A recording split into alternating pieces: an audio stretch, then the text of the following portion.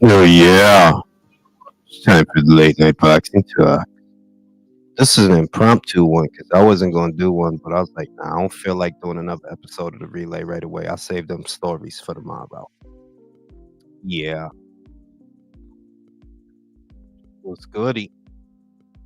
What's goody? We had a good talks yesterday. Today I want to talk about the new year and what fights y'all want to see in the new year. Because we talked about it 2 lives ago, how we got so many of the fights that we was waiting for last year that we kind of dry going into the new one. That what is a fight that you would be really excited about if they made it? What's a fight? Shout out to Octavius, Dr. Otto Octavius. Shout out to the Gooch, Santiago, Cervecero, que lo que, manín. El Rubén Gutierrez, manín.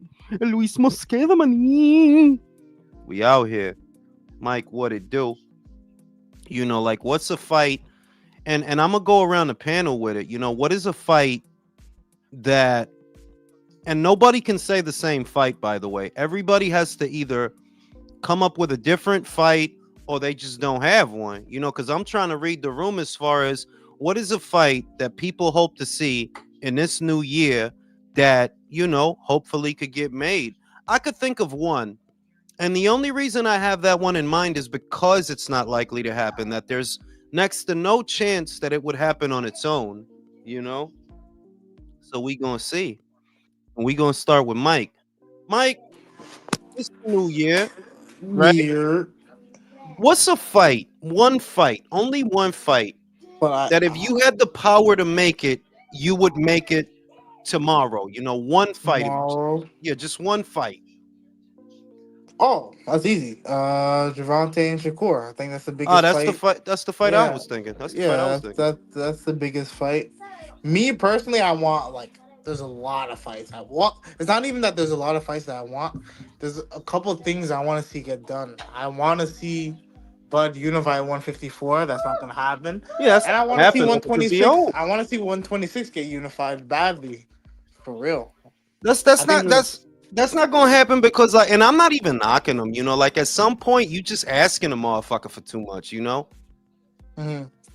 Even Oh, though you it talking is about Bud? only, yeah, because I mean, like, I know it's only 2 fights, but it's just because we know the bullshit. They're like, bro, they gonna drag their feet, they gonna waste They his are gonna time, drag. and that's why I'm They're, like, yeah, of they're course it's trying to only age two him, bro. fights. Yeah, like They're of trying to course, age him. in reality, it's only 2 fights. Bakram Murtazaliev, which I don't think would be difficult to do, but Sebastian, yeah, that's gonna be the one where they drag their feet, where they No, waste they his gonna drag. time. You Look, know what look, I look, mean? look at Sebastian. He literally lied to everybody, said he was injured, and then a couple months later, he said he's not injured. He last fought in March. He's just choosing not to have a fight right now. He has My no dude, but the injury. main He thing could is that fight they right now. My dude, the thing is that they letting them get away with it, which is why I'm like, yo, That's what dog, I'm it's a waste saying. of time because he literally told y'all that they lied. That's the He's crazy lying part. in your face, bro. Well, the In your thing is, he's face. not the one that lied. For starters, to be fair to him, it did not come No, from his mouth that his nose was broke or that he was we're injured. not doing You that know who that anymore. came from. You We're know not that doing came. that anymore, bro. You have to get the blame. I'm sorry. We're not I doing mean, that if no you more. want to do it, if you want to do it that way, you Because can. But he's the one who's choosing to wait his yeah. sweet ass time for a guy who's been inactive for 2 years. And That's that's what the he's other doing. thing. Y'all That's doing all nasty. that. Y'all doing that for 200,000 bars. If that is the crazy part, that That y'all would be even that wouldn't do it, Jules. Nobody believes in Spence anymore, bro. that, It's like you over. you singing to the choir. I'm being optimistic, saying two hundred That's not thousand, because 200, bro. to me, bro, I wouldn't be surprised if that shit do Who a are you hundred or fooling? 150. Who are you Right. fooling with that shit? You know what I'm saying? But country, what is one fight that if you had the power to make it this year, one fight you would make it so that it would happen? One fight. Oh man, that's a tough one. Um, Give me a minute. You can probably smell the smoke by me thinking, man. Give me 1 second. Yo, Ruben's pick is really good too. Like, I kind of scares me. Let me I see. got What's one. Ruben's pick? Go ahead, Gooch. Go ahead, Gooch. Open And, time. and I know it's gonna. You may not like it. I still want to. I want Canelo to fight Benavidez and then retire. That's it. Oh no, I mean, like I don't dislike that. Like Yeah, I I don't like it. dislike that at all. I like that. Like, I yeah, think get it people are over tired with. of hearing it. I like that for the sport. I know it ain't gonna happen, but if it could be made, I would love to see Bam versus Inui. Oh, Be the fucking fight right there, hipster. man. You know what? I'm a say it's not Bam versus Inui for Bam me. versus It's Junto. Junto versus Inui for me. Which, by the way, what is Junto doing? Yo, I don't know what the fuck he doing, bro. What is he doing, bro? I don't know what the fuck he doing, bro. He about to fight some random dude. Again? David Cuellar, bro. Unbeaten dude. This is like 3 in a row, bro. Come on, bro. I mean, my thing is, it's cool if you don't want to move up yet, because I did a video on it the other day that he knew he spent like 4 or 5 years at 118 before that's he okay. moved up. So it's like if you don't want to move up right away, it's all good, but at least unify, bro. You know you could do that, bro. The Japanese normally don't play around. I'm giving him one more chance, of course. We'll see. Hold on, after let me this talk fight. to my son real quick. Yo, shut up. Should you say please? Shout out to Luis Mosqueda. A good first quarter fight. Bam versus Yafa. Yeah, that's a good fight. But I mean, yeah, no, he'll beat the shit out of you. that's what I was gonna say. That like, don't let that Sonny Edwards fight fool you, bro. Like that's easy cool. work, bro. That was cool. I ain't gonna lie. Like he did his thing, but it's like a part of that is that Sonny's body is breaking down, bro. He said, and I believe him. Like I don't think he's lying. I think he dead ass because he did look diminished. He did. He looked depleted. They better keep him away. Bam will stop him under 6. Let your go win a belt, bro. That's what I got to say. Let your go win a belt. He's about to be mandatory for Bam. Bam has the BC, right? Then he about to get his ass beat. Yeah, then like if you really gonna talk that shit, you about to get your ass beat, your fight. Like you know you ain't got no chin, just like your brother. They better go up the other route. Hey, Jules, a second runner up would be Inui versus Junto, man. That would be. Yeah, I could definitely see that. I understand it. I'm not hot for it yet. You know why? Because Junto not hot for it yet. Junto the other day they asked him, and he was like, he's not in a rush. So that kind of took the air out of the tires for me, you know? Yeah. Because it's like honestly, I would have thought it was a little bit too soon for that, anyways. Well, define too soon because he is a 3-division champion, you know? 3-division champion that's never unified. I need you to fight like other, like, you know, show me that you're elite. Like, it's okay for you to do this, but can you beat multiple champions and multiple other champions? Hold on, my son acting stupid because he think I can. Yo, get out of here, both of y'all. Go play by yourselves.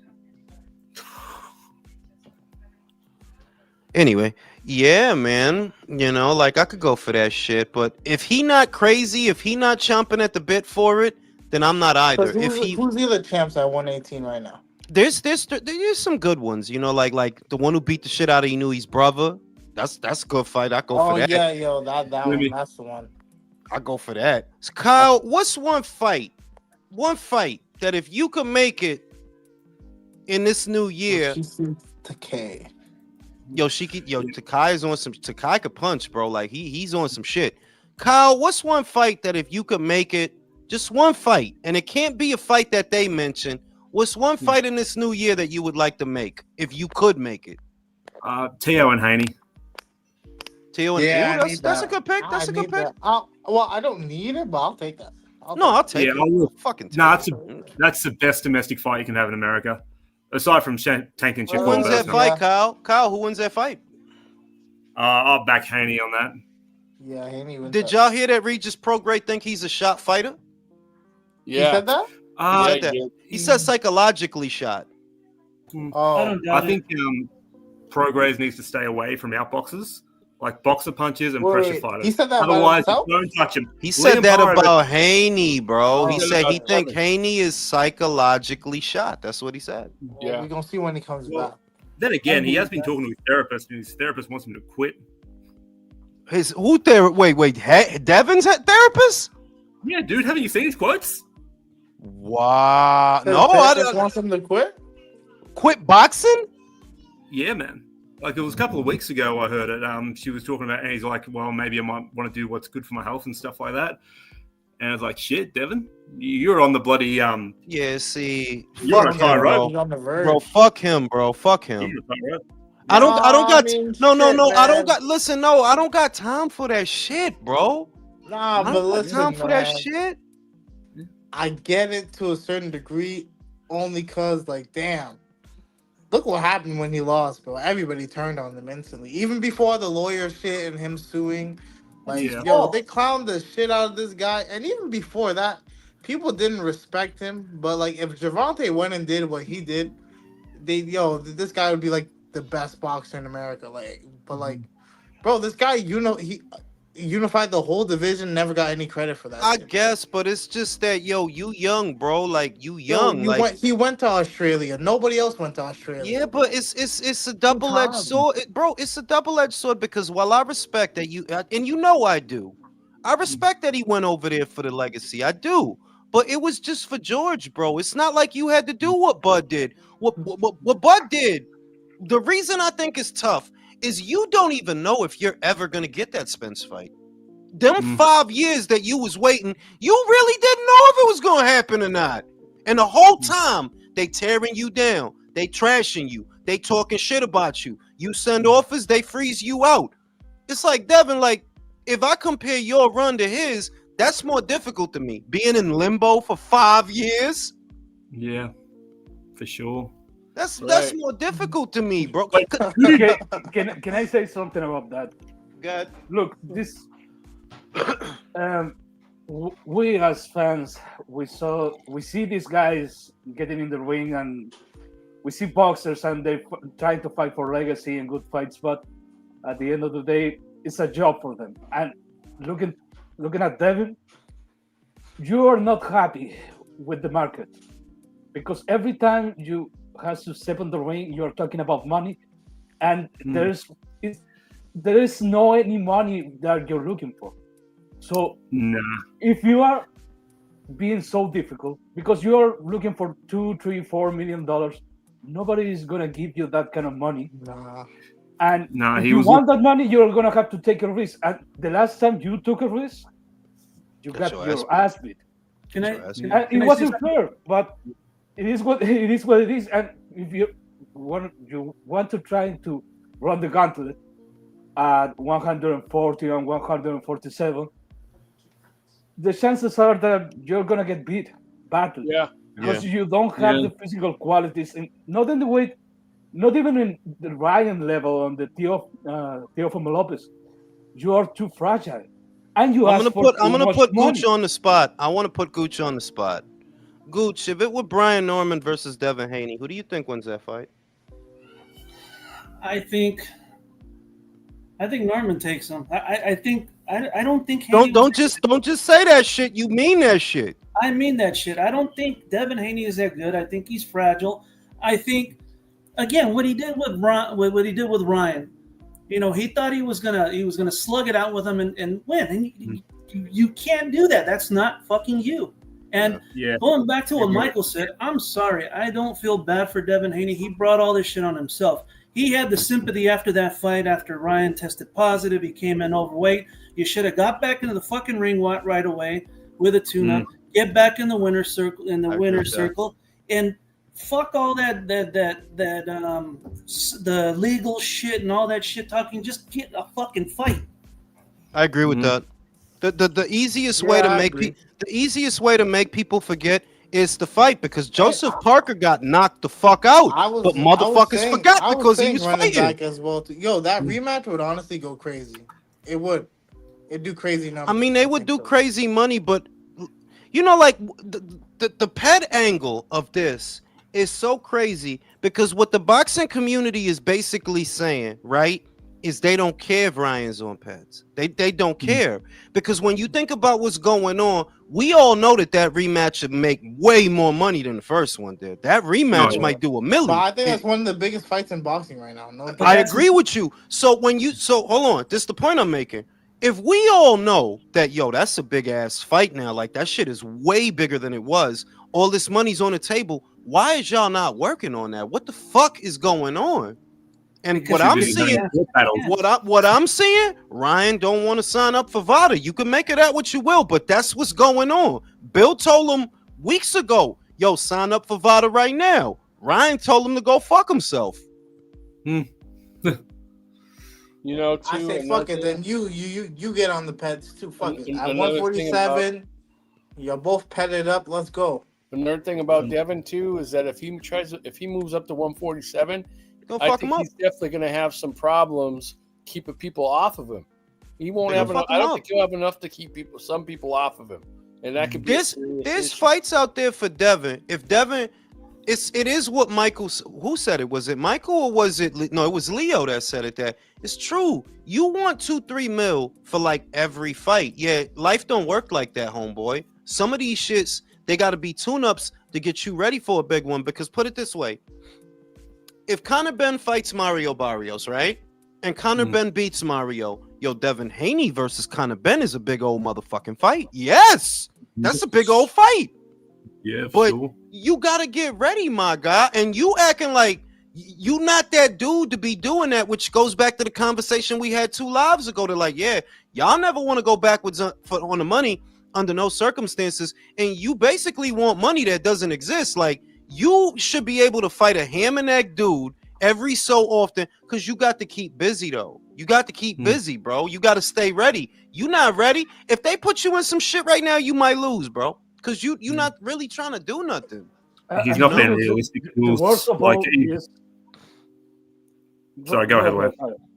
Oh, thank you. I was just going to say, Bill Haney wanted Marvel for the Liam Paro fight. And it's like, Liam made that bigger name. You're not going to get 40,000 like you did with George. You're not being realistic. You're not going to get that type of money. No, I seen on Twitter, they posted an interview that he had with the KO boxing dude on Twitter.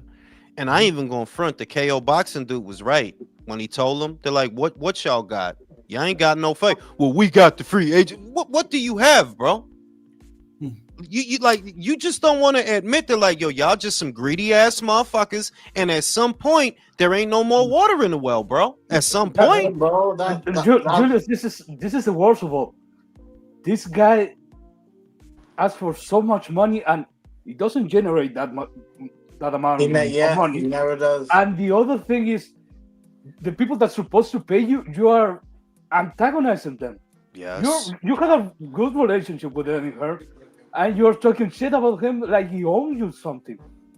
In fact, you own them because they were overpaying you for years. The whole time. That was embarrassing that night. Jeez, Devin Haney's like, where's my ticket? Pouting like a little bitch, and it's like, yo, you gonna call Eddie Hearn fake? You don't understand. Bob don't give a fuck about you. You think Oscar nobody give a fuck about you, bro. The only one that really fuck with you like that is Eddie. And you gonna try to throw him under the bus. I think get the fuck off. Bro, don't fight. And I'm all for this shit. Like, yo, you know what, Devin? I don't hate you, bro. But on some real shit, if you never fought again, life goes on. The fuck? Fuck you think? Fuck you think we gonna do? Stop watching boxing? We got Keyshawn, man. Yo, honestly, I'm okay with seeing Keyshawn's career over Gervonta and Devin. Like, if Ryan and Devin and Tio stop boxing tomorrow, the fuck you think I'm gonna do? Stop watching boxing? Yeah, right. Abdullah Mason, bro. We got all these new guys coming through. No, this is the crazy part. This motherfucker asked for free agency like he was Canelo Alvarez. What the fuck is wrong with you? You had a good thing with him. La vaina de este muchacho es que they see that somebody else does something, and it's like you, like I don't like this terminology because it could be interpreted wrong. But it's like, yo, yeah, Canelo can do that, bro. You know, and Floyd's story. Yeah, Floyd broke away from Top Rank and did his thing. The problem is you're not Floyd. That's the problem. The problem is you're not Canelo. So you just trying to imitate. And that's what I said in the other live. They're like, yo, y'all motherfuckers be wild unoriginal. You always trying to do some shit you see another motherfucker do. And the shit is corny, bro. Yeah. Promotions are different for everybody. And if you would have made that commitment to Matchroom for, let's say, a guarantee of 2.5 to 3, if you make that commitment, well, then yes, you'll get that money every time you get out, so that getting out is not a problem. But you want to be free? Yeah, all right, then be free, motherfucker. Be free. And then he I don't know why you'd want to be a free agent if you got no money behind you. I don't know. Go ahead, Michael. No, and then he does all that shit, and then he expects Eddie to bet on his purse bids. I really think that he thinks that Eddie's like his side bitch or something like that. They think they pimping. They think they pimping. Bro, like, what the fuck? That's not how it works, bro. They think they pimping. Like, the whole time they thinking, see, it's kind of like you a evil bitch in a good relationship with a good dude, in the sense that, like, y'all getting the money that y'all got was not y'all gaming the zone. It wasn't. It was not y'all gaming Matchroom. They did their job. They honored the contract minimum that y'all agreed upon, and when the deal was done, you was able to walk. And they were nice enough to tell you, yo, if you make a commitment, you could make a commitment. You could sign to us again. You didn't want to do that. You want to be free. So I go run the streets in, bro. Go be free, motherfucker. Shout out to the Gooch. I want to see an undisputed champion at Cruiser. I want to see that too. Yeah, no, that'll be cool. Yeah, I'd like to see that too. Yeah, question is, do we get the Dorticus fight first? And, well, if Zero's going to fight the Dorticus fight next, why doesn't Jai take on the WBC champion? We'll see if he can make it past that dude, too. Cruiserweight. Yeah, I actually watched Dorticus. He's good. 126, even 160. All divisions with 4 champions for years. Nobody unified, none. For years, it's been the same. Nothing has changed. Featherweight. That's the story of featherweight. I said that 126 as well. Cruiserweight, 140, 126. It's always been the same for the last like 4 or 5 years. Nothing has changed. The only thing that changes is the champions. That's it. Yeah, I mean, hopefully Nick Ball, because I look at featherweight and I'm like, the only star at featherweight that really could go on to have some pull is Nick Ball. Because, you know, them Liverpudlians is loyal, bro. Like, if he keep winning and fucking people up, yeah, he gonna be big time. Whereas Angelo, God bless Angelo, but you're not gonna be big time out here, bro. Like, come on now, you're not gonna be big time out here. I think Raphael about to leave 126, so Shushu probably gonna pick up that BO, and we'll see how he do that. Hey, you know what? If you do your thing, if you keep doing your thing, maybe you could center yourself around New York. You could be the Hulu Theater guy for a little while, right? 5,000 tickets. And we'll see, you know. If they try to make that Rafa fight, yo, he's too scrawny for Rafa. I'm sorry. Nah, they not gonna make that fight, bro. He's Rafa, they not gonna put Shushu in there with Rafa, bro. They're not gonna do that. No, I'm talking about if he's going up to 130. I think Rafa be. I mean, like, you know, like, if that's different now. We talking about Navarrete, but all in all, you see how big that dude is. He got plenty of room to fill out. He got plenty of room to fill out, bro. Yeah, but like.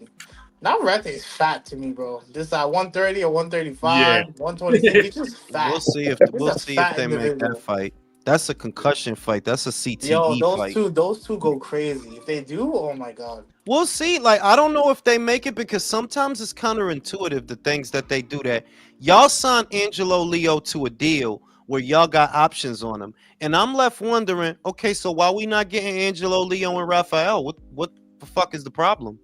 Like, we should be getting it. That's what they announced, that as a result of Angelo Leo beating Luis Lopez, he's got Top Rank has options on him, so that, you know, they could use him for another fight or another 2 fights. It's like, okay, so make the Rafael Espinoza fight then. What's the problem? You should be getting that.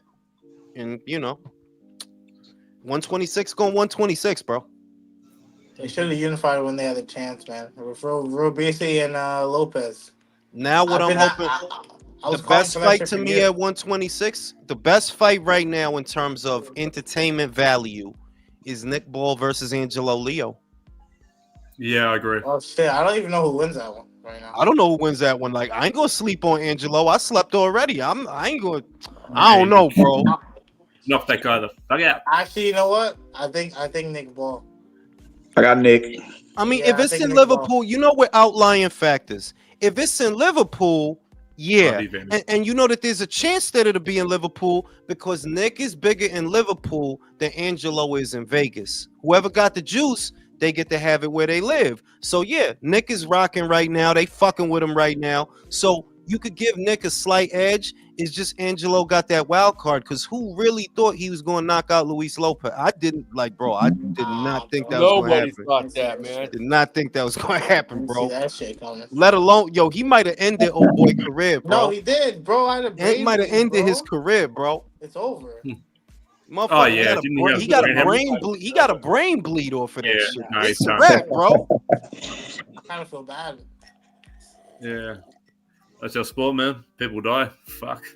Yeah, that's how motherfuckers die, bro. Ain't that what Nick Blackwell had the first time out when he fought he had a brain bleed or some shit like that. So it is what it is, man. It is what it is. Let me go to Julio, then Steel Mills. Julio, what's one fight in 2025 that if you had a magic wand and you could make it, you would make that fight? What's one fight? Martin Bakoli versus Zhilei Zhang. Oh, real? Yeah. That's a hipster pick, though. I ain't gonna lie, it's a good ass fight. But that's because a hipster it's the perfect like matchup, and also like skill wise and style wise, but also like perfect pause size wise. Pause. Like and lengthwise and girth wise. Yes, and they have the same vein in the same spot.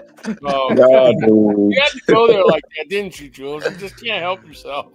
Because of how he said it, bro. He set the shit up. Still, what's one fight? If you can make one over the scrotum, so. If you can make one fight in this new year with a magic wand, what would it be? Fury Joshua. The reason I'm not like is because I think that's gonna happen by itself. Like, yeah, that's gonna happen. I think that's gonna happen. I could see that one. My fight, and I said it earlier for those that didn't catch it. If I could make one fight with a magic wand, just because I don't think it's gonna happen, I don't think it's ever gonna happen, is Stevenson versus Davis. That's the one I would make. They're like, yeah, of course. That shit not gonna happen. Yo, who mic is that? Who fucking mic is that? Was that me? You're talking about Gervonta? Yeah, I don't think it's ever gonna happen, Leo. So if I had to use magic power to make a fight, it would have to be that one because it's not gonna happen if on its own. Like, bro, that shit is not gonna happen. Bam Junto would be a good one. Yeah. We mentioned that one. Earlier. Why is Stevenson and Tank? You just want to see Tank get his ass beat?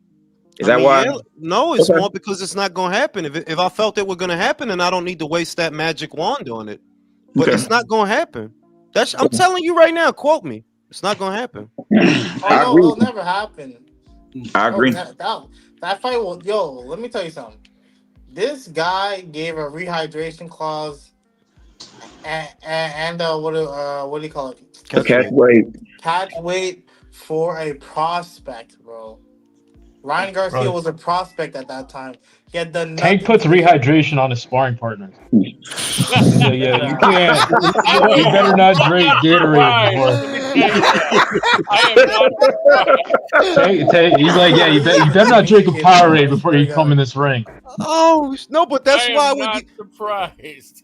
They shut down the water fountain when his sparring partners. That's why I would use a magic wand for that one because in all likelihood that fight will never see the light of day. So if you got to will one or wish one into existence, it would have to be that one for me because if I don't, it ain't never gonna happen. Bro, this guy's fighting Lamont Road. Bro, that shit crazy. The other thing you ask Gervonta Davis about Shakur Stevenson is, well, you asking me about that bomb. He hasn't fought nobody and all the Lamont Roach fought. Yeah. Of course, Lamont and the media doesn't just. That's why it's so tired, bro. That the media, like one thing I'll give to Simon Jordan, the guy in the UK, is that he does give fighters shit. He does give promoters shit. That sometimes he's out of pocket when he does it, but you do need that guy to say, well, who the fuck Lamont Roach fought? Fuck he fought. Didn't Lamont lose to Jamel, and didn't Jamel lose to Shakur? The fuck? But we gonna shit on. Why are you bringing this? Is your second 130 pounder you're bringing up for no reason. Exactly. You didn't have to fight Hector. Michael, we know that. No, I know, but it's like, bro, like, Didn't he There's pull up nobody. 30? There's nobody in the prominent because you see, Talk Sport is a well-known show over there. You know, like it's well known. Whereas no well-known show in America that has broad appeal is putting boxers in a hot seat. That ain't nobody over here putting like they literally that there's so much you could ask. Like, wait a minute, why are you fighting another 130? Oh, because Lomachenko. Well, Shakur right there. He literally right there. Why you don't fight him? Why you fighting a dude that lost to a dude that lost to him? For that, why don't you just do that? Why we really gotta sit here pretending that? And the other thing is, I'm not gonna say it does a million because I don't think that. I don't think Shakur and Javante do a million. I think it does between 4 and 5. I don't think it does a million, right? I agree. But 4 and 5 is still a height, bro. Like, bro, you normally do 2, bro. Normally, if you even do 2. So 4 and 5 is a height, $500,000. That's a height. Why you fucking with these small potatoes? Well, like, why? And nobody want to go find out. And the main thing is that it's everybody already knows why. Like, it's a rhetorical question, but you ask it to the audience to galvanize them, and we don't have that here. The closest thing to that I would say is what, Stephen A. Smith. And Stephen A. Smith just suck a lot of dick, bro. Like, that motherfucker don't watch boxing, bro. Like, he don't know what the fuck he's a tribalist, complete tribalist. Yeah. You don't know what the fuck he talking about. So all he gonna do is suck a lot of dick. So it's like, without that, that's why that's my magic wand fight. Because without a magic wand, that shit will never happen. Ever. Now, if you're talking about magic wand fights, I will go with Benavidez versus Benavidez. Yo, that'd be funny. Leo's an asshole, bro. You might need them. But you might. Leo's an asshole. You know, you've got a better chance having the Zerto He fight. wants to see Benavidez get killed. I was just about to say that. Yeah, but the other shit is let him prove. Like, motherfuckers get mad that we want him to prove that he is who they say he is. They get mad at that. That's why you still got Benavidez fans talking about Canelo. Like, yo, how are y'all still talking about Canelo? He's at light heavyweight, bro. He's one fight away from the winner of Better B versus Bivol, and who y'all talking about is Canelo. Yo, who mic is that, man? I think that's me. Let me pause it. Steel Mills. Yeah, like why? How we still on the same thing from a year ago when he moved up, he had a fight with Vosdick, nice fight in Morell. He's one fight away from Better Beef and Bivol, and y'all still talking about Canelo? That's because y'all scared. Because how is this still a talking point? Yo, you gotta fix that mic, bro. Whose mic is that? Yeah, like I don't understand, and I still get comments about the shit whenever I do a video about the shit. And it's like, yo, dog, that Canelo shit is dead. I'm sorry to tell you. Whether you want to be mad at him or not, it's dead, bro. It's not happening. Period. It's not happening. So what we gonna do? Argue about a fight that ain't gonna happen? Fuck, we gonna do? Move on. Build your Gotta legacy. move on. Exactly. And the Morell fight I like. I mean, I do like the fight. It's just that is that pay-per-view for you out there, Kyle?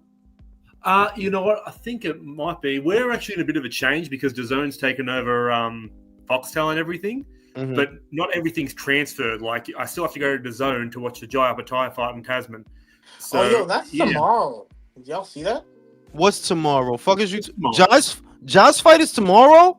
Yeah. No, he's in Wednesday. It's. I was about to say, I was about like his shit ain't tomorrow, bro. Fuck is you talking about? Oh my shit! Why did I think today was Wednesday? What the fuck? Are you gonna get up early for that one? You gotta stop putting fucking cumin in your weed, bro. I know, motherfucker putting paprika in his weed, bro.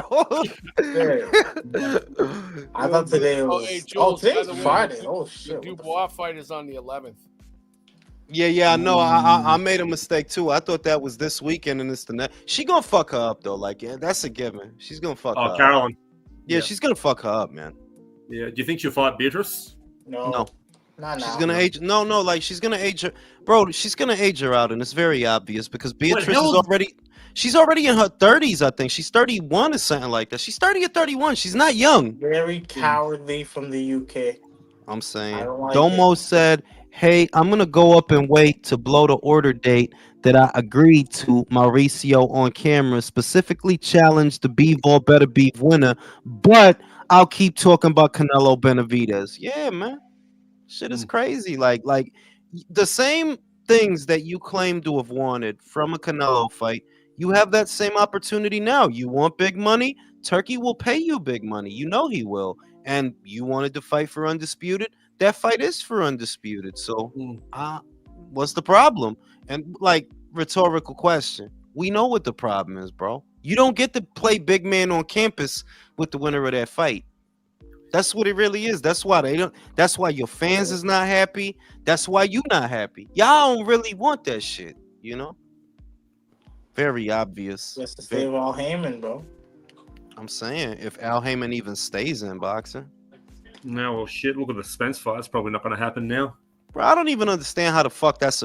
I don't understand. Like, yo, that dude, the night of the fight, if they even do fight. Bro, it will really be 2 years since that dude fought. It'll be 3 years, bro. Like, is y'all serious, B? Like, yo, that dude got. That's from Jura. He hasn't fought since he beat Tim. Yeah, but at least he fought in the last 12 months. The Fucking last Spence. time Errol Spence got a win was 2022, bro. That's I still don't understand why they're crazy. talking about a fight with a fighter that doesn't even have a trainer. You can't make this shit. He doesn't even have a trainer, bro. They Can't make saying this Brad. shit up. They saying Breadman might be his trainer because he That's was crazy, in Philly. though, dude. No, if you're Virgil, you know what? You're in trouble, Virgil. You've got to take on his round match him off. I mean, we'll see. You know, we'll see. With that one, that's a great fight, by the way. That's a great That is a good fight. That is a good What fight. fight? I probably What shouldn't fight? say he's in trouble. Ortiz versus Madrimov. It's a great fight. Oh no, yeah. It's a great That's probably fight. one of Like, the can't biggest complain fights in about Mayweather that. sport. The next question I got for y'all is Anthony is on his positive mindset shit, right? Positive outlook, positive mindset, jollof rice, and all the good Nigerian shit. Do y'all think he could beat Fury? Oh, I think it's his perfect chance, bro. He's got him right where he wants him. He's in a real good position to beat I'm him. going with AJ. No, I'm dead ass because he said I he used to wants go him. Fury straight up. I think he's in a really good position to beat him. I You don't think know about well, that why one. is he in? All right, no, one at a time. Julio, why is he in a good position to beat him? Cause, bro, you can kind of see Fury's on the slide, bro. Like he's always fat. He's not but as he was like fat when he was young. Yeah, but he looks good. when nah, he's like fat. bro, go look at Wilder too, and look at the shape he was in then versus every single fight after that. Plus, Bro, he's that been dude- taking a lot of punishment. He's taken way more punishment than AJ has over the course of those few fights. How do you figure that? I AJ been disagree. stopped 2 times. I disagree. Because yeah. Fury took a big beating at the end of the sustained beating at the end of the first I'm Usyk sorry, I fight, don't agree and at at the all. end of this one too, where he's getting his head pinned back like multiple times, consecutive blows. I think he's physically not who he used to be. His reflexes aren't there as much as they used to be, and he's a big reflex fighter. And then AJ punches hard, man. And I think right now he has the best chance he's ever had. I think. Let me go I'll to go for you. Leo. Leo, you agree with that shit? No.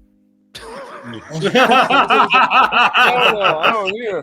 I agree with Leo. Why you said it like that? No. Oh shit. I don't know what to tell you. Look, how I see that fight is AJ is going to try to box with Tyson Fury is going to lose. Maybe by knockout. Because, Wow. look, I don't think you are that confident right now to go for the kill, and that was your best chance. And if you try to stay in the middle of the ring to fight at middle range, you're gonna get beat. Because I don't think maybe you are more well schooled than Tyson Fury, but Tyson Fury has better instincts than you, and he has better recuperative powers than you. I think he can hold a shot better than you. So no, maybe you have more power, but if you have a moment of doubt there, Tyson Fury is gonna beat you. You're not gonna outbox that guy, and I think he's gonna try to outbox him. 1-1, one for Well, Fury. when was one the for last AJ. time Joshua boxed though? Bro, what the fuck you think he was trying to do with Daniel, bro? Look how that shit worked out. He was aggressive until he was moving because he got hurt, but he wasn't fighting like that from the jump. He was being aggressive. Also, like, bro, Fury's been getting dropped a lot, bro. Hit with big shots a lot. Like, I just think that's all Usyk was missing, bro, was having a bigger pop. Let me go to Country. Country, what do you think? AJ Fury 2025. I'm gonna give Fury the edge on this one. I think AJ's more up his alley than Usyk was.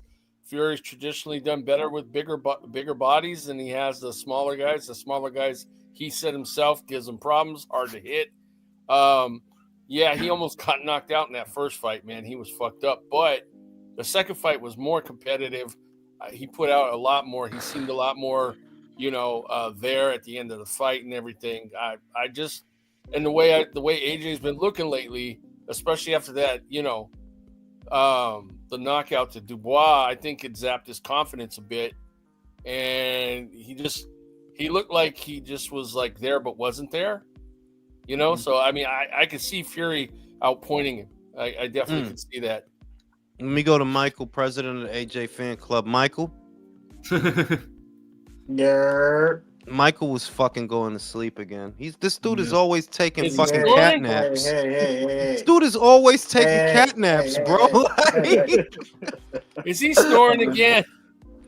Bro, you can hear you don't hear how groggy he is, bro. Yo, Michael, you have like a fentanyl withdrawal snore. Like you got one of those. Bro, I hear that shit all the way from Canada. Oh shit! Oh, that's hilarious. Yo, shout out to Jerry. I need to get this on record. Jerry, when Benavidez stops, better be winner. Are you gonna say, bro? Like, why you keep wishing on a star, and why do you want me to like this motherfucker so much? You thinking 2 fights from now when you don't even know if he gonna have the second fight? You have to tell that shit to Samson Lukowicz. I'm sorry, he doesn't want to make that fight, and better if it doesn't sell. Bro, by me, there's things that I'm confident in and things that I'm not confident. But one thing I am confident, he's not gonna fight the winner of that fight. He's not. I'm sure of it. Like, bro, that shit is not gonna happen. He gonna stub his toe, or he gonna get injured, or something. He's not fighting the winner of that fight. I'm sure of it. Like. And if I'm wrong, I would be happy to be wrong because then I get to watch him die. And that's all I ever wanted. Jules, that fight ain't happening because he has to cycle off. Bro, that shit is not happening. I mean, they both have to cycle off, to be honest with you. Yeah. We want to be real. Yeah, but the shit is crazy to me. It's like, yo, I don't know what the fuck David did at 168 that people like Jerry think he gonna beat real men. Like, what the fuck make your boy couldn't? People feel like he's scared off Canelo. Yo, your boy could not knock out Caleb Plant, bro. He couldn't knock out Caleb Plant, bro. But I'm supposed to believe he gonna knock one of them out. Why? No, but the thing is, the writing is on the wall. Listen to David Benavidez and watch his moves. He could have had the better fight and the people fight a long time ago. But he was fighting for an internal title. Why? Maybe because he doesn't want to fight the winner and wants to get a vacant title.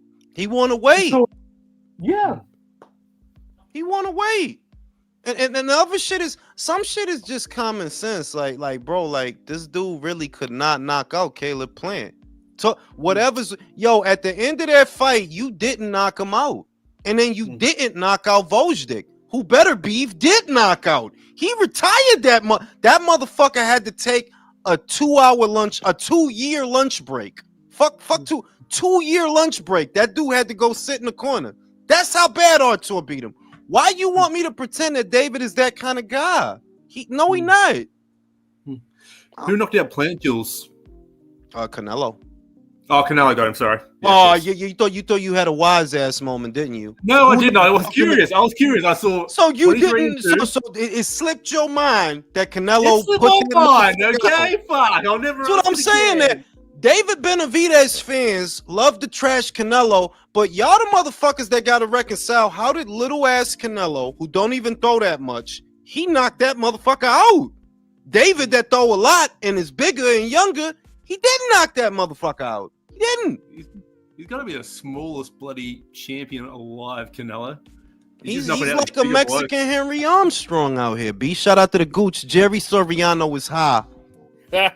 Jules, when Benavidez ever pulled the injury card, I don't know what kind. I don't know, dog. I'm telling you, they ain't gonna fight, bro. And the other shit is, you watch this channel, so you should know I'm usually right. You should know I got a 90% to 95% chance I'm gonna be right. That fight ain't gonna happen.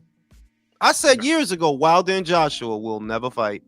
I said AJ might win the title again, but Wilder never will. That he will never be a champion again. I said that 4 years ago, bro. I think AJ's going to be a champion again now. He's done. The only chance that AJ has to be a champion now is you have a rematch with Pulev, win his WBA regular, then wait. That's your chance. That's your chance. If you do that, you might become a 3-time heavyweight champion. I'm sorry. I love the AJ kid, bro. But I don't know how you win that Dubois fight, because you weren't supposed to lose it, bro. You weren't supposed to lose that one, bro. So I don't know what to say. I love the Parker fight. Parker Dubois. I love that. I like think that Daniel wins that fight. I love that. So you talk that shit. I ain't mad at you. I'm not mad at you, Michael. I'm not mad. Like, I see where y'all coming from. It's just Parker.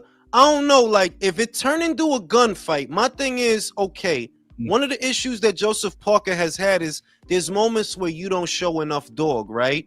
Well, he showed that dog in the Wilder fight. He showed that dog, and he showed dog in the Zhang fight, because he was coming forward. It wasn't like he was hanging back.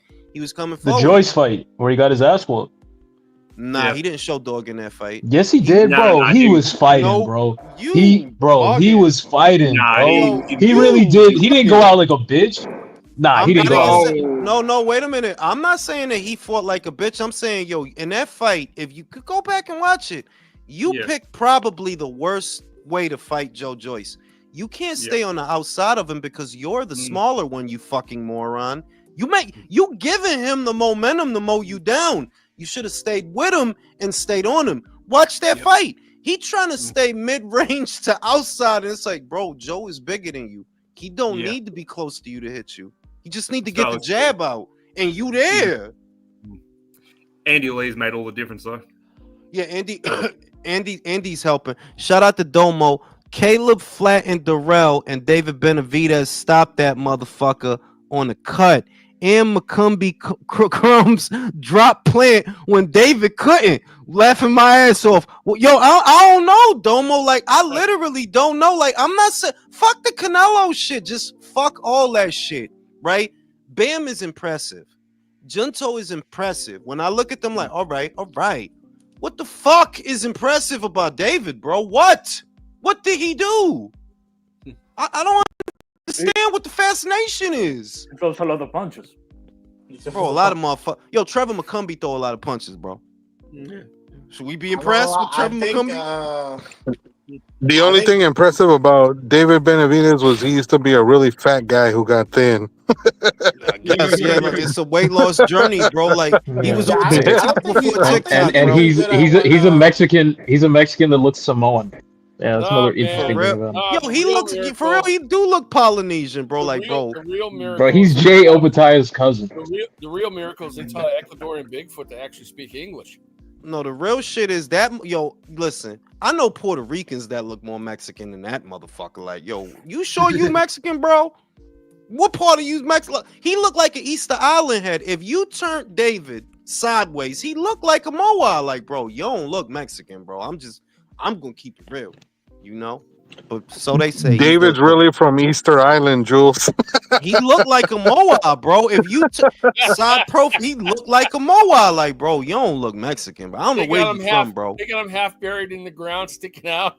For real, yo. After he get the WBC title, they just put him in the ground and leave him there. But I don't know, B. But in fairness, just remove the polarization of the conversation because of Canelo. Because it's not about Canelo. in a general sense, before it became about him and Canelo, David is not impressive. What is impressive that he did? What? I don't understand. Like, how y'all going this hard for this underwhelming ass guy? I don't understand. Jules, you mean you don't want to give him credit for that murderer's row of David Lemieux, Ronald Ellis? let me try not to fall off my seat, bro. He beat David Lemieux. No, you guys are hating. You are forgetting the undefeated Andrade. Oh, fuck. You're right. Fuck. He did beat Andre. Let me call my mother. And don't forget Kyron Davis on short notice. Bro, I'm like, there's fighters to be excited about. Like, they legitimately are. Like, yeah, there's young guys coming through that they done this and that where you could look at it and say, okay. But I just don't see what the fuck David did for this kind of reaction. I think it's because he. Speaking of fights, man, Caballero versus Wardley. Yeah, that was a great.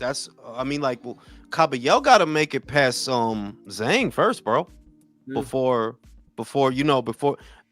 it becomes about Fabio Wardley. Now, I will say, look, I fuck with Fabio. I don't like that fight for him. Caballero? He doesn't win that. I don't think he win that fight, bro. I'm just gonna be real. And I fucks with him. I fucks with him, but not that one. Not for that one. Does he beat Zhang?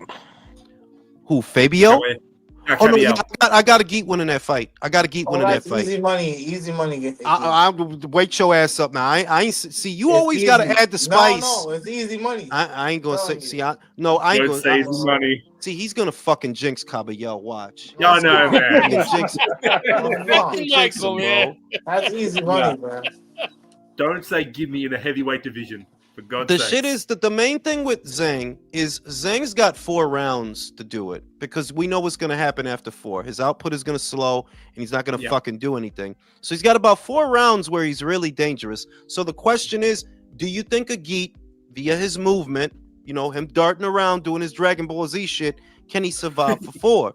And I say yes. I think he can. I don't know if he knocks out Zhang. I don't know if he knocks him out.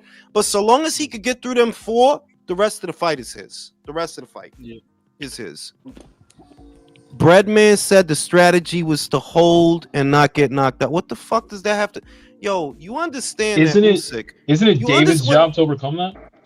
You understand that Usyk just fought a dude that weighed 55 pounds more than he did. And when Fury tried to hold, what did he do? Break the clinch and push him off. Push him off. Yeah, it's David's job to... Isn't it David's?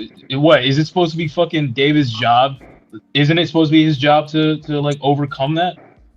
No. Wait a minute. Shut the fuck up. The second Tyson versus Frank Bruno fight, Frank Bruno must have helped this man 100 times. Mills Lane is fucking furious. He's fucking furious. Eventually, Tyson broke the clinch, got a right hook in there, right uppercut, and that's what the fuck happened. So I don't understand how we sit here making excuses for a monster. What fucking monster, bro? The Cookie Monster? Julius, he's jealous. Caleb Plant could embrace David Benavidez.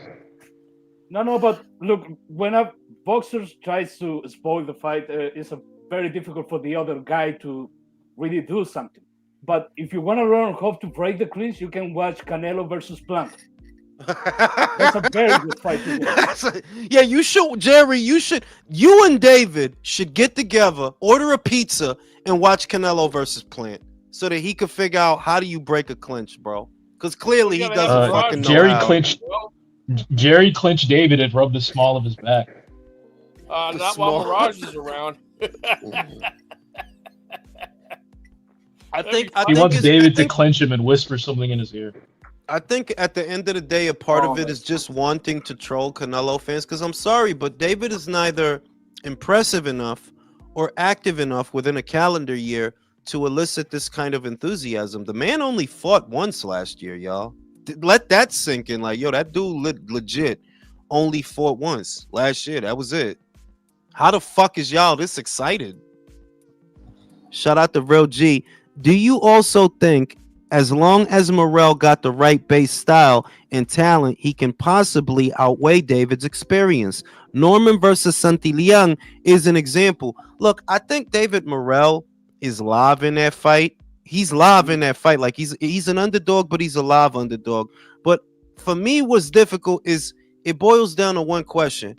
Do you believe that David Benavidez is about to get knocked out? Because that's the only way David Morell wins. They're not going to give him a decision. The only way he wins that fight is he knocks him out. I think David might win a shitty decision. David Benavidez? Yeah. Like he'll look shitty. Honestly, and you know what's gonna happen because boxing is unoriginal and lazy. They're gonna compare it to Canelo Lara. Yeah, like, he's just gonna have a shitty performance and get the decision, and they're gonna be like, "Oh, this is just like when Canelo fought Lara," and it's not.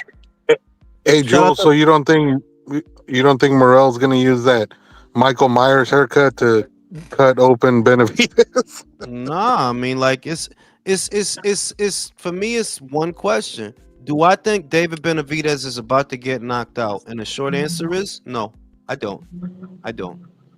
I think you can punch, but I don't know that you gonna knock this dude out. And not knowing to me is as good as a no. Punch? No, he can punch. He can punch, but not at 175. Where's the evidence he can punch at light heavyweight? You talking about Benavidez or Morell? I'm talking about Morell. Oh. Well, honestly, both of them though. Where's the evidence they have pop at 175? Well, can we say we can at least say that David Morell is a bigger puncher than most guys that David fought, if you think about it, because Tyrone Davis is not big and he's not a puncher. Ronald Ellis is not big and he's not a puncher. David Lemieux was a fucking middleweight. Anthony Durrell is garbage, right? So, like, we can't say that David Morell is a bigger puncher than most guys that David Benavidez fought. We could say that. Yeah, it's just relative. Yeah. The other thing is Benavidez versus Morell is a fight of two super middleweights that move up. So yeah. There isn't really an advantage or a disadvantage in relationship with where they're fighting now. They are what they are. If you're going to compare them with what they were at super middleweight, I don't think you're wrong. The other thing is David Morell is Cuban, and I'm sorry, I don't have faith in Cuban fighters. I'm sorry, like motherfucker could think what he want about me, you, bro. What they do to you, bro? They didn't do nothing to me. They let just them motherfuckers fall at the show. Well, if you talking about Rigo with Loma or Dorticos with Gassiev or Ortiz with Wilder, y'all don't win the big ones. You can't use Rigo and Loma though. You can't. I can't use Rigo and Loma. Why not? That was the show. That was the show. Especially the way it ended, like the way he went out is just like, come on, bro. Come on, they don't win the big ones, bro. They don't win the big ones. So I like if David Morell could break the vicious cycle, like, bro, do you think I would be mad if Morell knocked him out? Fuck no, bro. I'd be happy, but I don't trust him like that. This is David Benavidez' like first skill southpaw. He's gonna go through a lot of trouble. Has he faced the southpaw? No, he did. Demetrius Andre. That's it. But Andre was washed. Yeah, but Andre ain't shit, bro. Andre's washed. Yeah, like he ain't shit, bro. Nothing, man. Respectfully. Shout out to Virtuoso. Disrespectfully. David Frankenberry has until next year to fight the winner of Beefball versus Better Beef 2. He has to build up his weak ass resume before the Canelo mega fight. I don't know, bro. I don't think that shit gonna happen personally. Shout out to Jerry. And get tired. The ref. What are you talking about, bro? I never seen a motherfucker be that big and need this many people to apologize for him. Like, bro, so you just big for nothing? Because you clearly don't hit hard enough to knock out Caleb Plant. Clearly, you don't hit hard enough to knock out fucking Vajdik. It's like, what we doing, B? We'll see. You know, I heard Jay before on the Boxy Voice. He normally has pretty good takes. Just that, well, for David, he goes a little bit too hard. I will say it just sounds to me like he's just frustrated that Canelo didn't fight him. And I think that's where most of these Benavidez fans come from. I agree with that it's all centered around Canelo. It's not even about what it's supposed to be. That dude is not a pound-for-pound fighter. He's not going to be. He's not going to be undisputed. He's not going to be none of that shit. I know that dude is not going to be none of that shit. He not cut from that cloth. He's not. Honestly, I think he's gonna have a hard ass time at 75. I don't think he'll never touch his title at 75. No, maybe he could get a belt. No, maybe he will because he could get a he's belt gonna get if a he vacant. wait. He can't. He's gonna get a vacant, bro. Because Beterbie's gonna retire soon, so he's gonna get a vacant. 100%. Or move up the cruiser. Shout out to He'll get the Domo. WBC vacant. I think this will be a game of feet. That big motherfucker does. Yeah, that is true. He does have terrible feet, foot base, and can be turned, lose balance easily for somebody with that size. I mean, like that's why I like that fight, because when I look at David Morell, he's not a little dude, bro. Like he look kind of bigger than you a little bit. Like look a little bit bigger than you. And we know he can move better than you. Like, bro, David really fight like he got cement blocks for feet. Like your feet is stuck to the canvas. David makes air brake sounds when he fights. Like, yo,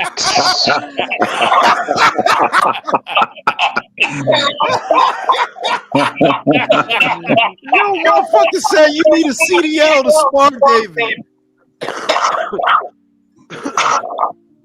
Oh, shout out to Donald Banks. Man, who mic is that? Damn. Hey, yo, champ, I think that's me, man. I'm a peace out, man. All right. Shout out to Donald Banks.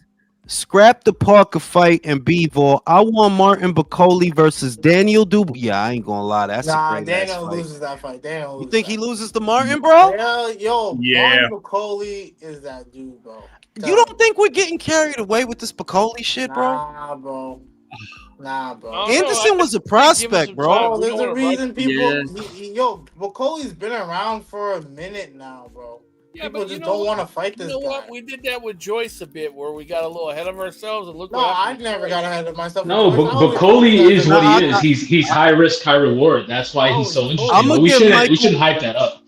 I'm gonna give Michael his flowers for that. He never gave a fuck about Joe. I remember those lives. Like he never gave a fuck about Joe Joyce ever. Even at the height of his Joe Joyceness, he never gave a fuck about Joe Joyce, bro. That's what I'm saying. I think Bacoli is what Joe Joyce was, where it's like, yeah, he's a guy with a reputation because of his style and because of his physical attributes.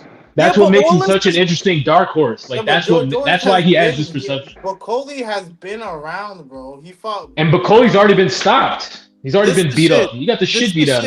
This the shit. When? All of this is predicated. Michael Hunter. Michael Hunter beat the shit out of him. Dislocated shoulder, bro. Wait. All this is predicating on all of this Martin Bacoli hype is predicated on him beating glass jaw Tony Yoka, and I'm only 23 Anderson. I feel and like Jim and like his gym reputation, like he sparred everybody. So you know how that is. I'm just yo, being devil's advocate. Too loud, your mic is too loud. That shit is hurting my ears. He wants to fight him. Caballel and Zhang ducked him. That is true. In fairness, they've been ducking the dude.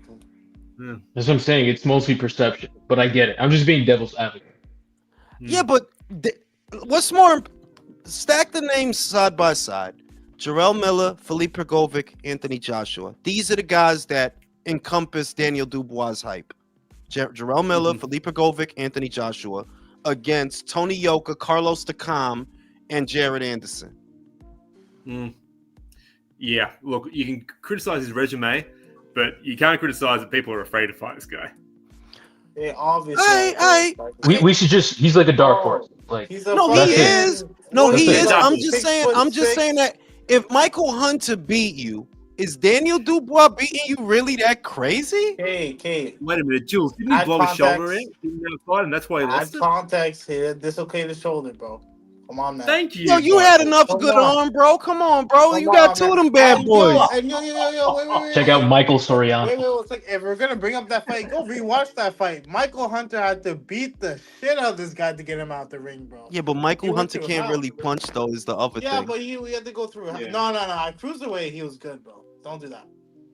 That's why I think Zhang is such a great fight for him, because it's going to show us where he's at. And also, like, all right, now it's a real 50-50 fight. Like, this dude is your size. He has the perfect skill set, and he can punch just like you. He's still about to fight FA at Jock, but don't talk all this shit for FA to just ruin every fucking thing, bro. Bro, I could see that. I could see him knocking him out.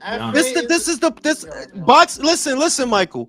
Dumb shit happens in boxing. But you're And still as gonna much as pick Bacoli, though. bro, the shit is that something tell me the Nigerian Africa spirits tell me, yo, I don't know why. Where do you get that from? It's a feeling, bro, that like, yo, watch FA fight the best fight that he ever fucking fought. All of a sudden, watch. Why are these spirits talking to a Dominican? I don't know, bro. Like, why are these African spirits? I actually, don't know, bro. These African spirits are just like, I'm not even gonna talk to an African guy. A Dominican guy needs to hear this. They did, bro. Like, I went to check the mail and they was in there and they told me, FA, like, it's some real shit, bro. It happened yesterday. Bro. When the fight comes, you're not picking FA, bro. Yo, I might. I swear. Bro, You'll understand that I got a bad feeling. That's why I'm telling you that. Ass, bro. You think I don't know that? You think I don't know that? But I'm like, yo, somehow FA has managed to just stay here and survive. And I'm like, is it out of the realm of possibility that he walks Martin Bacoli into a straight right hand? I don't think it is. I don't think it is, bro. To me, that's possible, bro. I think it's possible. FA lost to freaking Frankie Sanchez, man. I mean, come on. His defense is ass. I'll give him that. But in fairness, Frankie Sanchez spent the whole fight backpedaling. That's not what Martin gonna do. It's not. He not gonna use the ring and move lateral and circle. He not gonna do none of that. Martin gonna try to come at you. So the idea that he could get a straight one off, get you out, I don't rule it out, bro. I'm just saying, I don't rule it out. If I'm wrong, I'm wrong that day. But I might have to go with FA. I got a bad feeling about that fight. Like, who I think will beat him is a good counterpuncher, man. FA has something of a counterpunching game, but not high level like Zhang. Like, he's not slick and like elusive, but he can throw counter rights. That's pretty much his only real defensive punch. $25 bet, Mike. You take it? I'm taking that. What the fuck? $25 bet. We got a gentleman's bet. It's not a big bet, just a little $25 bet. I'm gonna double down on this, and I'm gonna go with FA. I am. I got a bad feeling about that fight. Crazy. I've always had a bad feeling about that fight. I'm telling you, Bacoli's a dark horse of heavyweight, bro. I'm not saying that he isn't, but you don't notice that stupid shit. Yo, you don't notice that stupid ass shit happens in boxing sometimes? Like dumb ass. Like how did this happen, bro? Like who in the top 5 are we certain will beat him though? Martin Bacoli or FA? Martin Bacoli. I would have to go with Usyk. But in fairness, are we sure that Martin Bacoli would beat Tyson Fury? Are we sure that Martin Bacoli would beat Anthony Joshua? AJ beats him. Dubois probably beats him. You know what? I'm not confident on him, AJ beating him, but I will. So I think Zhang. I ain't gonna lie. If Martin hit him with one of them big old Democratic of the Congo punches, bro, yo, AJ, yo, AJ might need to get a new cell phone provider, bro. Yeah, I think AJ could get knocked out. You know who Zhang has a chin. I agree with you. Look, if you telling me that you think Zhang is a problem for Martin, I see that. Like, yo, don't stand in front of Zhang, bro. Whatever you counter do, off that egg roll. Right, the egg roll, rolling counter, like he's that Kung Pao, dude. It'll be done. He's gonna Martin your Bacoli if you stand in front of him, bro. You better leave that big team alone. Leave his ass alone, bro. And I like watching Zhang fight too. Shout out to Zhang. It's a great card next month, man. I can't believe it's right around the corner too. Like, it's a great card, bro. So what about Wilder versus Bacoli? Oh, stop. Stop, please. Stop it, January is pretty boring, bro. There's fights this month, but a lot of them is towards the end.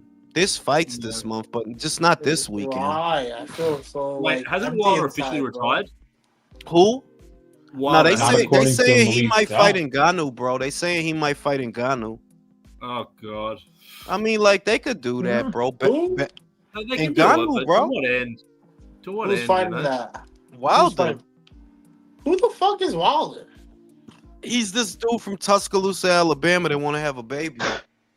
No, but you know, his training team, Rush Hour, they were like, "Oh, he's been looking good in training." Like, yo, why they swear it. Why you say Rush Hour? Is Julian Chu and Malik Scott? Yo, that's fucked up.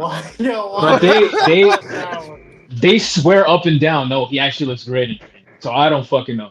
Maybe he's one of them guys that look good in the gym, but don't be looking good when it count, bro. Like that, I heard that about a lot of fighters that in the gym, they a gym warrior, but when it, when the shit go down, they just leave it in the gym, basically. Well, that's a problem. A lot of times. So what if he's like Sugar Wilder in the gym, like Sugar Ray Wilder, right?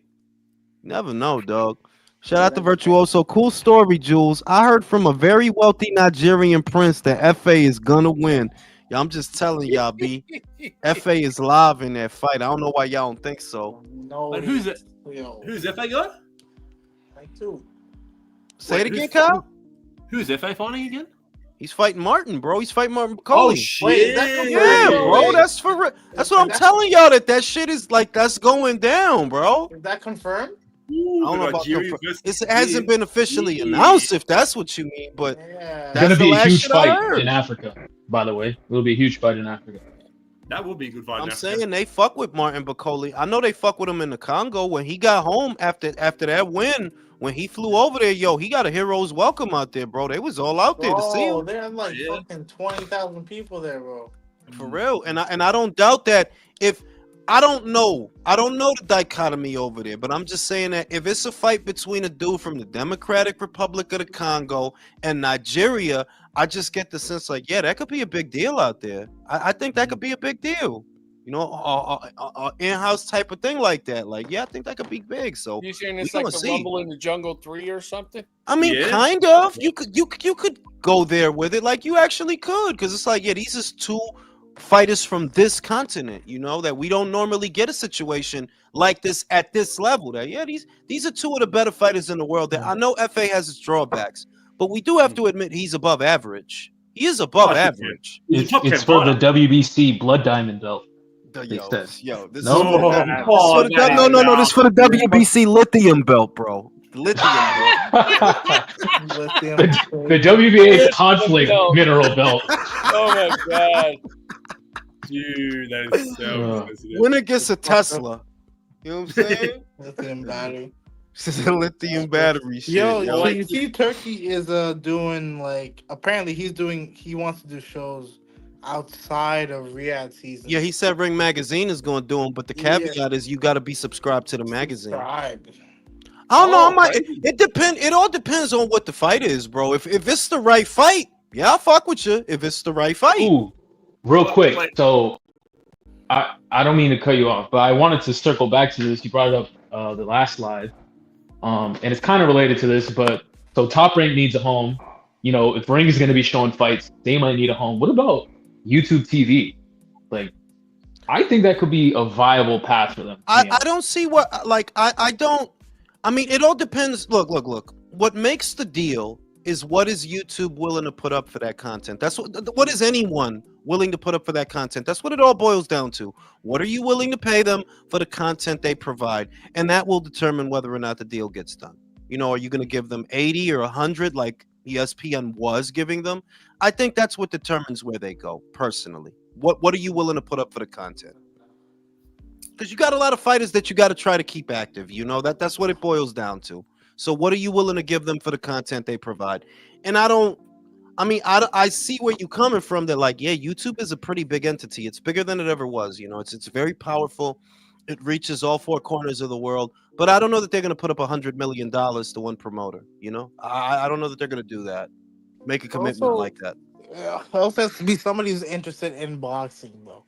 If you ask any casual or anybody around, they're just gonna tell you, "Oh, you still watch boxing?" Like nobody's really like excited for that shit. I can't imagine businesses are either. I agree with Michael on that. Boxing is not in a place, not in America. I'll say, not in North America, because there's still shit. What's so cool about the UK is they still have that insulated scene where a guy fighting for an area title, he might be able to draw a couple hundred people to his fight. Might be able to draw 4,000 or 5,000 people to his fight, right? A limited fighter, God bless him, Chris Billum Smith. Where he from, he could fill a stadium, bro. He can fill a fucking stadium where he's from, bro. So in North America is really where we talking about when we say that. They're like, yeah, motherfucker out here, like, he don't know what the fuck going on, bro. I seen Abdullah Mason went to one of them kick streamers, so they got the right idea. Oh, where'd he go? I don't know who the fuck the dude was, bro. I'm an old ass motherfucker, but I know he went to one of them kick streamers. One of them I'm not gonna lie, dudes. them kick streamers be degenerates. I can't lie. They are Actually, degenerates, but Jules, you asked me. Devin just said he's back in March. I don't know against. Oh, okay. to fight who, bro? I don't know, but I guess he's not retiring then. They was saying low key he got his jaw broken. That's why he ain't come back. They was saying Jules, that shit did look full. You asked me a question before about how much the Morell Benavidez fight was. I can't even see it on main event on KO. They don't give that one to y'all for free? They're not gonna give y'all that one? No. They don't give it to us at all. Apparently, on this platform, we normally get PBC shows on main event KO. So, do you have Prime on there, bro? Do you have Prime out there? Well, we normally have the deal with Prime that goes on to KO. All of our PBC shows we normally stream on main event KO, and we've got nothing here at the moment. Wow. That's probably as a result of the sale, though, right? That probably relates to the sale of Foxtel. It probably does, but on the other hand, we don't have Upper Tire on the Eco on main event. We've got to go to Zone to get that, and that is actually I wanted to ask you a question: is it pay-per-view for you guys? Nope. We getting that as a regular fight on a regular schedule. That's not a pay-per-view for us. Yeah. For us, it's $40. Wow. Bro, they do not care about you guys at Bro, all. they get him. Yeah, but we get got too all the time, motherfucker. Yeah, that's true. We get got all the time, motherfucker. Hey, Julius, I have a question. What's happening with Michael Benson's Twitter account? He sold it, bro. Like, you guys don't know that he sold it to Turkey? No. I understand that, but I've seen some tweets about Shakur Stevenson fighting your own boy and some shit. Nah, that shit fake, bro. That's a fake Michael Benson account, bro. That shit is not real, bro. Still getting got by this guy. I don't know. Like, you can see the shit fake. Like, you don't see the shit the motherfucker be tweeting is fake as shit. You're telling me there's not hot MILFs 5 miles away? Bro, I don't care. Yo, wait. I don't care what Brettman called fucking David Benavidez, bro. Like, that shit don't mean nothing to me. That motherfucker, listen, Jerry. That motherfucker not gonna do shit, bro. He not gonna be nothing, bro. I'm trying to help you out. You keep gassing him up, you gonna be the one that's disappointed. He not gonna be shit. He just gonna be some big doofy motherfucker, bro. He not gonna do shit in boxing. I have a question. Who's Bradman? That's some dude that got famous training PBC fighters, bro. He don't even train nobody. I don't even know what he looks like. He like Steven Edwards. He's a trainer out of Philadelphia. Bro, he another Ronnie Shields, bro. Like, yo, you only train PBC fighters, B. You don't really train nobody that's nice. Shout out to motherfucking Keenan. Thoughts on Gary and I got Gary in that. I said it. Gary's a decent size super lightweight, and he can punch. And I don't think Rayo's going to be able to keep him off. I got Gary by way of knockout. Damn. I have Rayo winning the fight. You bugging. I got Rayo. Yeah, with the wisdom. I got Rayo as well, too, man. You see Rayo working with Robert and shit? All right. He's growing out the beard. Just stay over there. Just stay over there, bro. Stay over there. Like you did. Like when I warned you that a geek was going to change your fucking bitch ass life. I fucking told you about that shit. You didn't listen, man. No, I'm about to smoke a cigarette. Fuck y'all. Stop smoking cigarettes. Fuck you, bro. We leaving cigarettes in 2024, bro. We gotta start leaving cigarettes in 2024, man. That's a very. You know what? I've never been a smoker. Protect your health, man. Protect your health. Yeah, I know. Yeah. Jerry, do you think Inoue is gonna fight fucking MJ this year? Yes, of course. As Eddie Hearn says it, Akhmadaliev.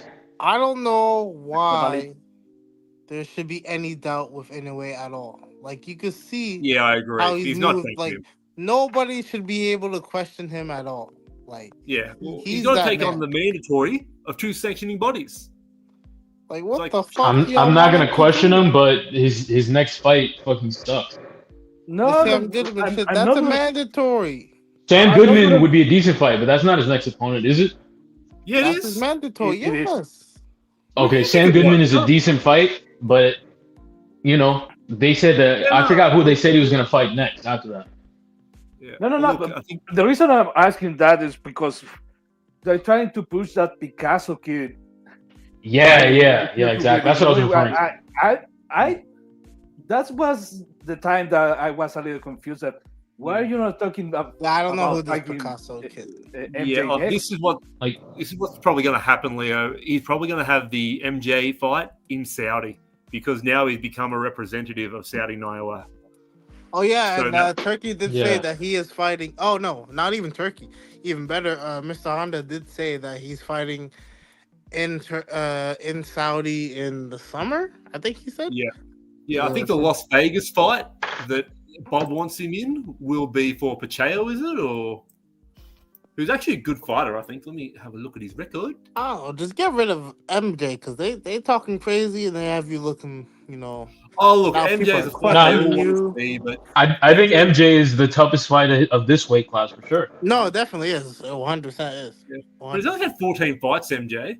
So I don't know how you can pump up this but guy. Dude, he unified the belts in like 11 fights. Yeah, but then he lost to Palas and Neil. Shit happens. You know what I mean? I can't fault him. Like he was a guy who got fast tracked and he fucking unified. And that Palace win, that Palace loss against fucking MJ. Look, that fight was really close. It was a split decision. It was close. It was close. Yeah, you could have given it to MJ for that one. Yeah. MJ has his way. If you watch his fights, he'll be losing and then he'll just like adapts. Like he just adapts to the fighter, and then he comes back late every single time. Like he's very good. I feel like if he had more fights, more time to me it'll look like Crawford Madron, kind of like that, where like it's like a boxing match, and then Inoue just turns it up late once he gets his timing and starts landing big shots. Who was it? But MJ's got some pop too at 120. Yeah, he has respectable power. He has very respectable power. Who's his biggest scalp, MJ? I can't remember the name. Probably Ronnie Rios. Daniel Roman. I was gonna say. Oh yeah, Roman. Yeah, that's the one. Shout out to my man Michael. Two things. Shout out to my man Michael Ramirez for the Cash App donation to the Chinese Beer Fund of Malaysia, and also, my fucking legs hurt so much, bro. You went back to gym, didn't ya? Yeah, it's always listen. There's always the first day, and then 2 days after is even worse. No. It is worse. It's so much worse than yesterday, bro. Yeah. Third day will kill you. I guarantee. It's always day two. It's always day two. But I know that I've been through this when I was more beefed up or whatever, and it's like it after this it won't hurt no more. That it's that first week. It's a couple of times. I would say 2 more times, and after that it won't hurt no more. Yeah. Now I don't. You gotta grow your legs. For me personally, it's the one time, and then it ain't gonna hurt no more. Like that's how it kind of is with everything except one thing. And that's skull crushes. Like my arms just don't agree with them shits. Like, bro, it's gonna hurt. And ab workout one? I don't do ab workouts. I do pull-ups. If I'm gonna get abs, skull crushes are? No. Skull crushes is when either you take the barbell like this and you kind of lay flat on the bench, and then you bring it over for the tricep. Oh, that's the tricep. Or you could the variation I do, which is a little bit more agreeable, but it still fucks with my right elbow or whatever, is take both dumbbells and do them like that. That's what I do. I do the dumbbell one. Yeah, but them shits like that shit fuck it's not going nowhere, bro. It's gonna hurt, bro. Like it's gonna hurt. Like it's nothing I can do about it. Like it's gonna hurt. Yeah, I got tennis elbow on both elbows in winter. Kills me. Yeah, there's nothing I can do. I'm convinced core workouts don't give you abs.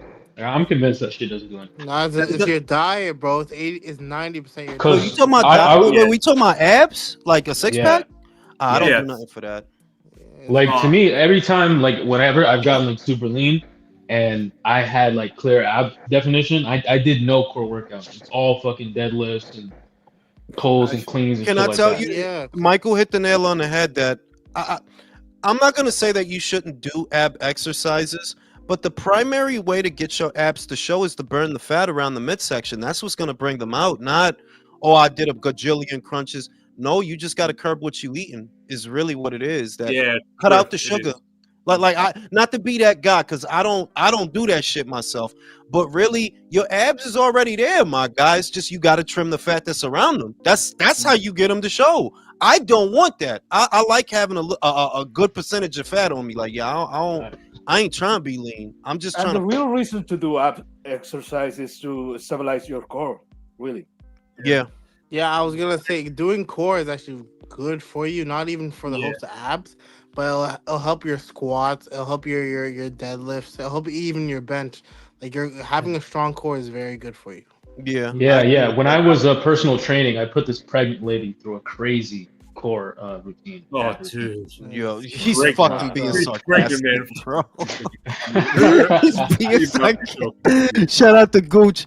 If David beats Morell, he will call out Buatsi for the interim BO and then fights for the interim IBF title to become the first undisputed interim champion.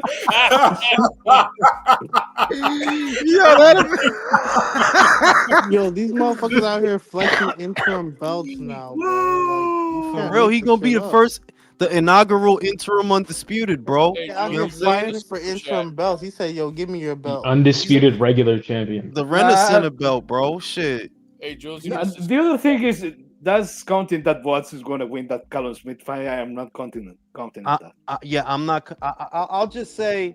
Hold on, let me see. I read that one. Let me see this one. Yeah, this Monstro cleans out. Yeah, all right, bro. Like if you say so, but he didn't clean out 168. So, bro, calling him Monstro, that's crazy. Yo, the shit is that I literally like no cap, no polarization. I just don't see what the enthusiasm is about when he legit did not clean out 168. So how I'm supposed to believe he cleaned out 175? Were you, Jerry? Were you curling your hair when you typed Monstro? Yo, were you kicking your legs on your bed when you were saying when you typed Monstro? Like him as Monstro. But yeah, yo, like I went for it's probably about I want to say it's maybe a 30-minute to a 40-minute workout. It's basically just legs and back. That's the only reason I'm going to the gym, to do the lat pull down machine, the joint where you bring it to you. And I did squats, leg press, and the other leg press. Because you got the one where you push the machine up, and then you got the one where you push off the machine. And my legs is make like. sure you don't straighten your legs. Yo, you said you don't do deadlifts, right? You don't I'm not gonna do those. Yeah, I'm not gonna do those, bro. On the leg press, you don't straighten your legs. Maybe if it depends on like how good your knees are. Because my knees are fucked up, but walking lunges are really, really good for your legs.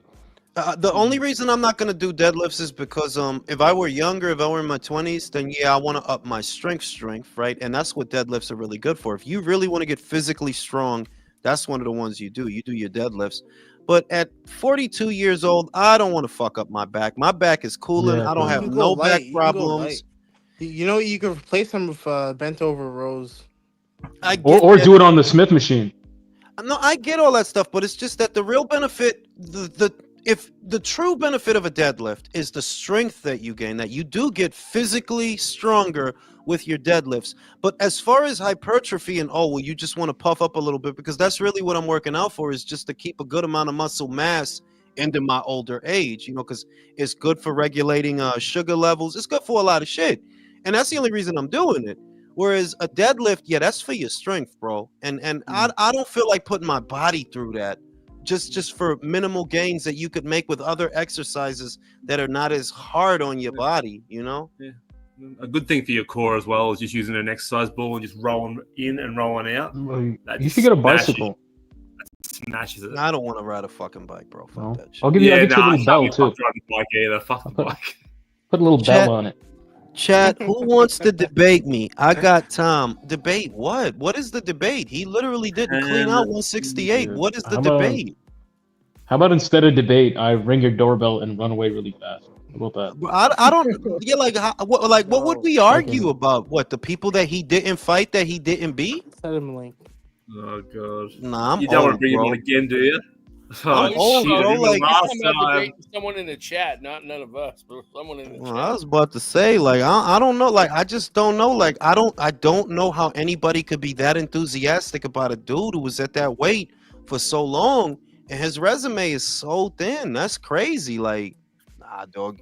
You had to wait for 5, 6, 7 years. You better have fought every champion that was there. I would say that's how he knew his shit is. Or this one. Word, like the only champion you fought was Anthony Durrell, and the only reason he became a champion is because you got stripped. It's like, yo, your shit is a joke resume, bro. Like, I don't know, you know. But yeah, man, my fucking legs they are destroyed, bro. Get some creatine. Creatine will Julius, help. I have big news, buddy. Super flyweight WBA gold title. No, I did a video on that already. Disgusting. I did a video on that already. I don't know why she retired. But it's kind of a good thing because it's like, yo, y'all wasn't gonna fight each other anyway. Let's keep it a hundo. Y'all wasn't gonna fight each other. It's not that. Lynn Sandstrom is fighting for the WBA gold title against Jocelyn Fernandez. I'll tell you what. Look, I'm gonna be real. I like the super flyweight division. It's a lot of fighters there. I've seen Lynn. Lynn has a nice ass, beautiful body. You don't think you're going anywhere? But she's fishy foods. Them girls, she is like I don't got like I seen her. I'm like, yeah, you don't beat the two Mexican champions. You don't beat them. You're not gonna beat homegirl from Japan, especially not now that she with Manny Robles. You're not gonna beat her. Like she will fuck you. She will fuck you up out here, right? Who's gonna fuck up everyone? Who are you referring to? Her name is Mizuki Hiruta, WBO champion. She trains with Manny Robles. She's been spending time in America. She's gonna make her U.S. debut. Next month on UFC Fight Pass, and she hit hard. I put her in the intro. She hit hard. Like, you don't let her hit you. She knock your ass out. So Lynn is a good. What I really like about Lynn, she has a nice ass. She has beautiful legs. But if we gonna talk about some fighting, yeah, they'll fuck you up, Lynn. Like, just do your thing. Keep getting experience. That's the best thing you could do. Cause you're not ready for them. You're not. This is the same girl that Taylor knocked out. Oh, Josephine. Yeah. I know who that is. And Taylor don't even hit hard. So if Taylor knock you out. Oh man, Taylor hit her with everything. I don't think Taylor hits soft. Taylor Robinson don't got power. So if Taylor Robinson knocks you out, that says more about you than it does about her. So shout out to Taylor Robinson. No, she don't. I mean, like, you can see she doesn't, dog. Whether it's 118 or 115, it's okay. She's a boxer. That's what she is. Like, Taylor Robinson is mostly a boxer, bro. She's not a puncher. She wasn't a puncher when she fought Shannon O'Connell. She's not a puncher now. It's okay. It's okay. It's gonna be okay. But fuck me, my legs hurt. I can't sit down without being in excruciating pain, dog. Bro, you should try swimming. Swimming as well. I swim a lot, but only in the summer. I do swim a lot. I can hold my breath a while. But fuck, man, that shit hurt, dog. Swimming is actually great for cardio. I used to love swimming, but when you do it as a workout, holy fuck, that shit is hard. Yo, the shit is you get great sleep though after you swim. No, you do. You get do. Great sleep. You're tired, yeah. Yeah, because you ever see a swimmer's body? Like, swimming, you have to use your whole body, bro. That's why you be dead ass tired, man. Dude, Tired at that shit. Swimming for a long time, it's like sleeping after you fuck a fat chick. Yeah, you're just like, I'm out of here. And then you feel like a man after that. You fuck a fat joint, like sloppy joint, like, damn, I can't believe I handled all that shit, dude, bro. Space Mountain wears you out, man. I'm telling you. Dude, I'm sore and I sleep for like 8 hours. Shout out to that shit, bro. That coma sleep, bro. In space, nobody can hear you scream either. You have dreams. Fat chick sleep. Have dreams inside of dreams, like Inception, bro. Yo, I just watched that movie yesterday. That shit is so overrated, bro. What? Inception? Yeah, I agree.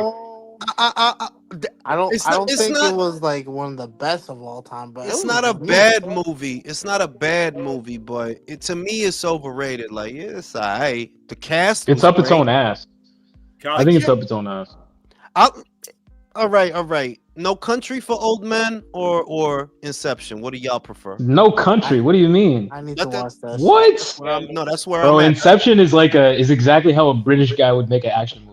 Dude, you fucking pretentious. What? You know what I mean? All right. Another mashup: Interstellar Inception. To me, that's an easy one. I think it's 50-50, but lean towards Interstellar. Yeah, Nah, I love Interstellar. More. I think it's more rewatch factor. I love Interstellar. I literally just watched Interstellar too. I fucking love that movie, man. And Anne Hathaway, my God, that short. That's a girl dad's movie. Bro, I would have licked her ass in that Girl spaceship, Dad's dog. movie. I would have licked her ass, bro. Nah, she looks so good in Dark Knight Rises. Oh my. Oh yeah, she was crazy. Every in that. scene, bro. She was Every amazing. scene, bro. Yo, is Rob Pattinson still gonna be Batman, bro? Yeah, bro. I hope so. Shit. Wow, you really don't like him as Batman. He doesn't No. look that That's old, not though, why I asked bro. that question. It's He because doesn't he's look that old. No, the thing is, ain't he gonna be like 38 by the Yes, time but he they? doesn't look that old. Yeah, that's why they casted him so that like they could build around him. Could be Like they worse, could, man. Okay, you know what I but mean? what- Like they what could do you develop mean? Batman with him. That's why they cast him. So now Okay, he's but gonna be what- like older Batman. No, but Julius, what do you mean there's 38? By the time What the movie comes out, they're not gonna have much time with him to make a whole series of movies because he's already in his late 30s. Nah, Ben Affleck was like 50 when he was playing Batman. Yes, in the but he film. was literally playing an old Batman. Like old so Batman, It made yeah. sense. That's what I'm saying. Like they're trying to like age with him. That's why they casted well, Robert Pattinson. No, He but doesn't- that he doesn't motherfucker look doesn't look old. old. He doesn't look old. So who cares? Alright. And there's makeup for a reason, y'all. Alright. Fuck. Alright. And I knew Superman. That How you supposed to trash, be a bro. year one Batman and you in your late 30s, bro? That's fucking wild to me, bro. Like you year one Batman and you Yeah, they could've 38? picked somebody else. Like Alright, bro. It's Have like you seen this. Nosferatu yet? I ain't seen that shit yet, but I heard it's Yeah, good. he's like That's Blair really Cobb. good. It's Yo, the like dude this other guy, the Chris Evans. That guy is like 40, but he looks fucking young. So yeah, that's true. Bro, Yeah, but it's Chris- the Blair Cobb's effect. Nah, It's like, you know, Blair Cobb's 37 and he's going through a developmental like phase. wait a minute. You can't compare Chris Evans to Rob Pattinson look old, bro. That's why I said that. They're like, yo, he didn't look like a young He guy. doesn't look that crazy old. Alright. Maybe if he's a young guy on drugs, then I could see that. Like, yeah, you 20, but you on fentanyl. I could see that. Jesus Christ. I could see that. Fentanyl Batman. I could see Chris that. Evans look young as shit. Still.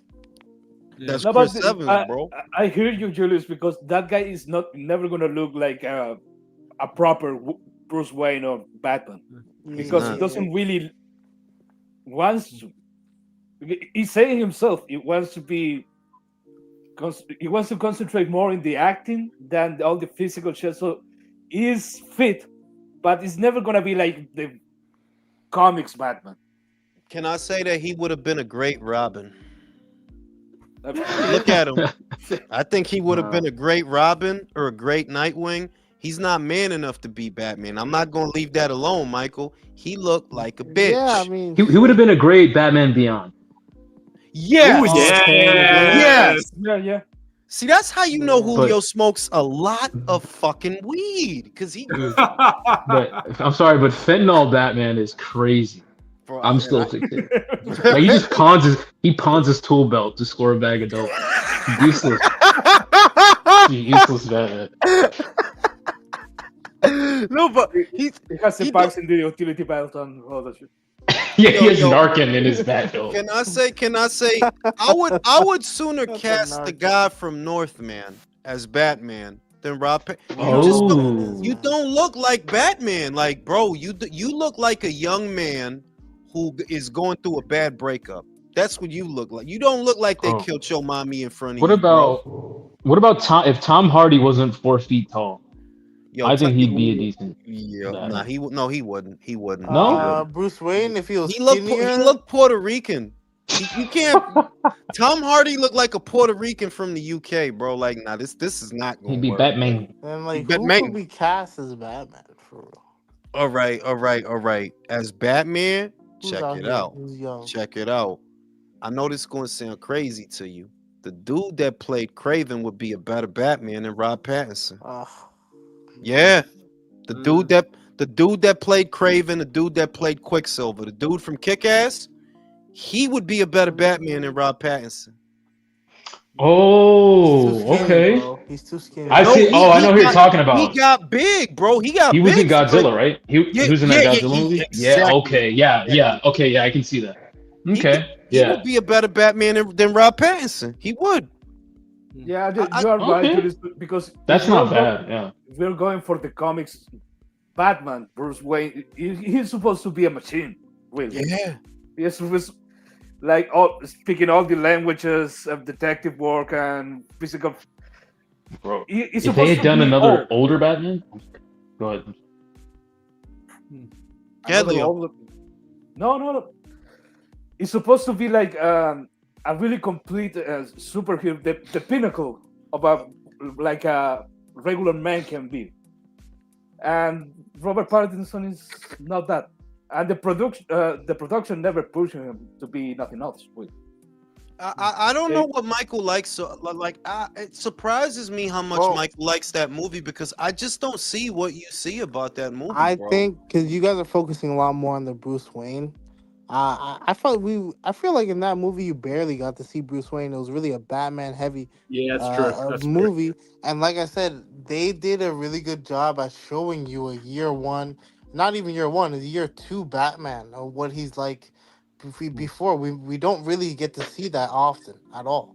So but I think that's a weakness of the movie is that, like, bro, you can't have Batman without Bruce Wayne. Like, that's like, you know what I mean? Like, yeah, but that's like the big picture, like, dynamic of his whole character is balancing both. He's showing you. He's still figuring out what he should be doing, like separating the identities and between Bruce Wayne. He's like if Bruce Wayne wore Doc Martens. Yeah, like if Bruce Wayne wore Crocs to like Whole Foods. Yeah, it's like that. Like he literally said he doesn't care about the Bruce Wayne identity. It's like vegan Wayne. Dude, the Joker just escaped Arkham Asylum. I need to go get a Jamba Juice. I'm so sick. I need to go detox. I'm gonna go to. They're calling him like, Batman, we need your help. He's just like, I'm sorry. This after yoga, I can't fit you in right now. I'm already late to Pilates. I'm sorry. Bane can wait. Oh shit, bro! Like, I just can't see him as Batman. Like, it's never gonna work. No, I mean, I didn't like the idea of that actor as Batman too. When I heard that shit, I was like, why? I gave him I gave it a chance, because I've watched it several times, and I had it on. I watched it, and I it's like it's not bad, but I got problems with the movie. Like, I wouldn't have picked that actor for Carmine Falcone. Like, nah, you was telling jokes in Transformers, so that's who I see. The dude that was telling jokes in Transformers. He's got I think he did great. I didn't even know he was in Transformers. I think they should have made him like Batman Beyond, and then just cast like Keanu Reeves. It's like an older Bruce Wayne. Keanu Reeves was Batman. Old Bruce Wayne. He's not that old yet. He's not. No, he is old enough. It's just he's 60 years old. Nah, he doesn't look like the Bruce. Nah, he don't look like Bruce. Bruce is some hard face motherfucker. Like, I would sooner pick the motherfucker from Reacher to be an old Batman, cause he big and diesel. Hard face. Yeah, like square jaw motherfucker. Like some hard face. Ishmael Barroso as Bruce Wayne. I ain't gonna lie, that's not a bad shout. That's Bruce Wayne. That's not bad, bro. He's Clayface. Ishmael Barroso is Clayface.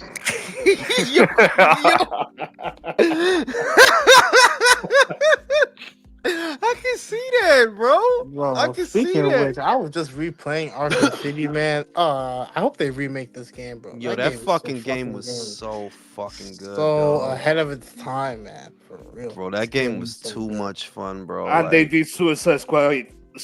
Yeah. We don't. What the fuck was that? That shit is ass. Ishmael Barroso looks like he's seen like awful crimes.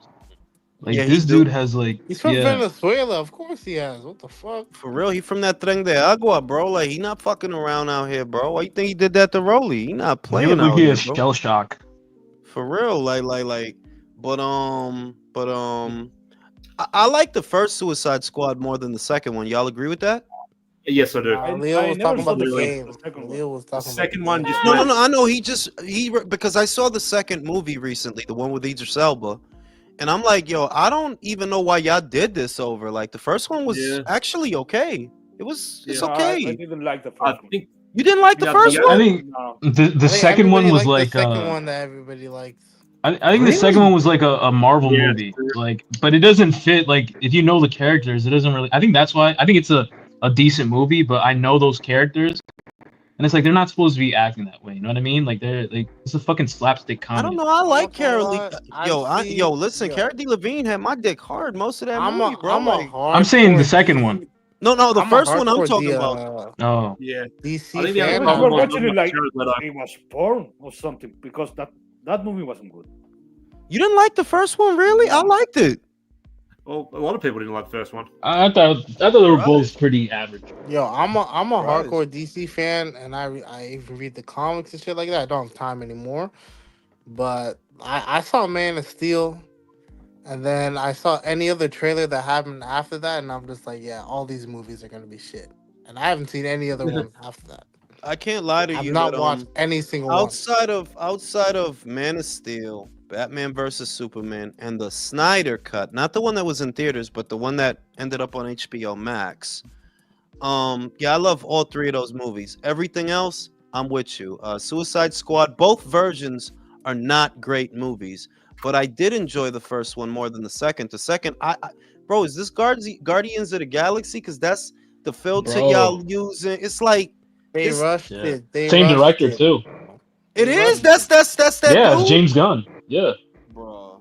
That explains a lot. That explains a lot. Like this shit feels like an episode of The Office. You know what I mean?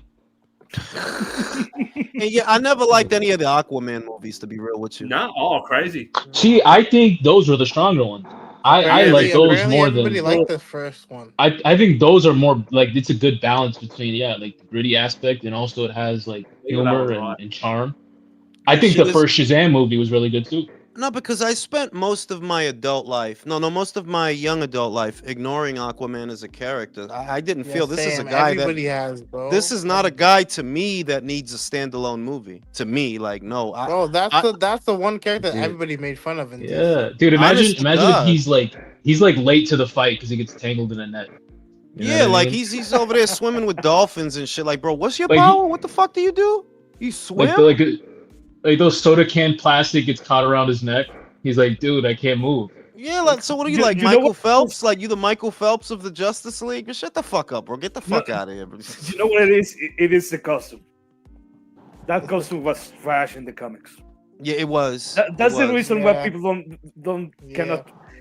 Orange, really? Like a fucking goldfish? Nah. I would say that there are more interesting members of the Justice League. Hal Jordan, the Green Lantern, or Jon Stewart. Dude, Martian Manhunter.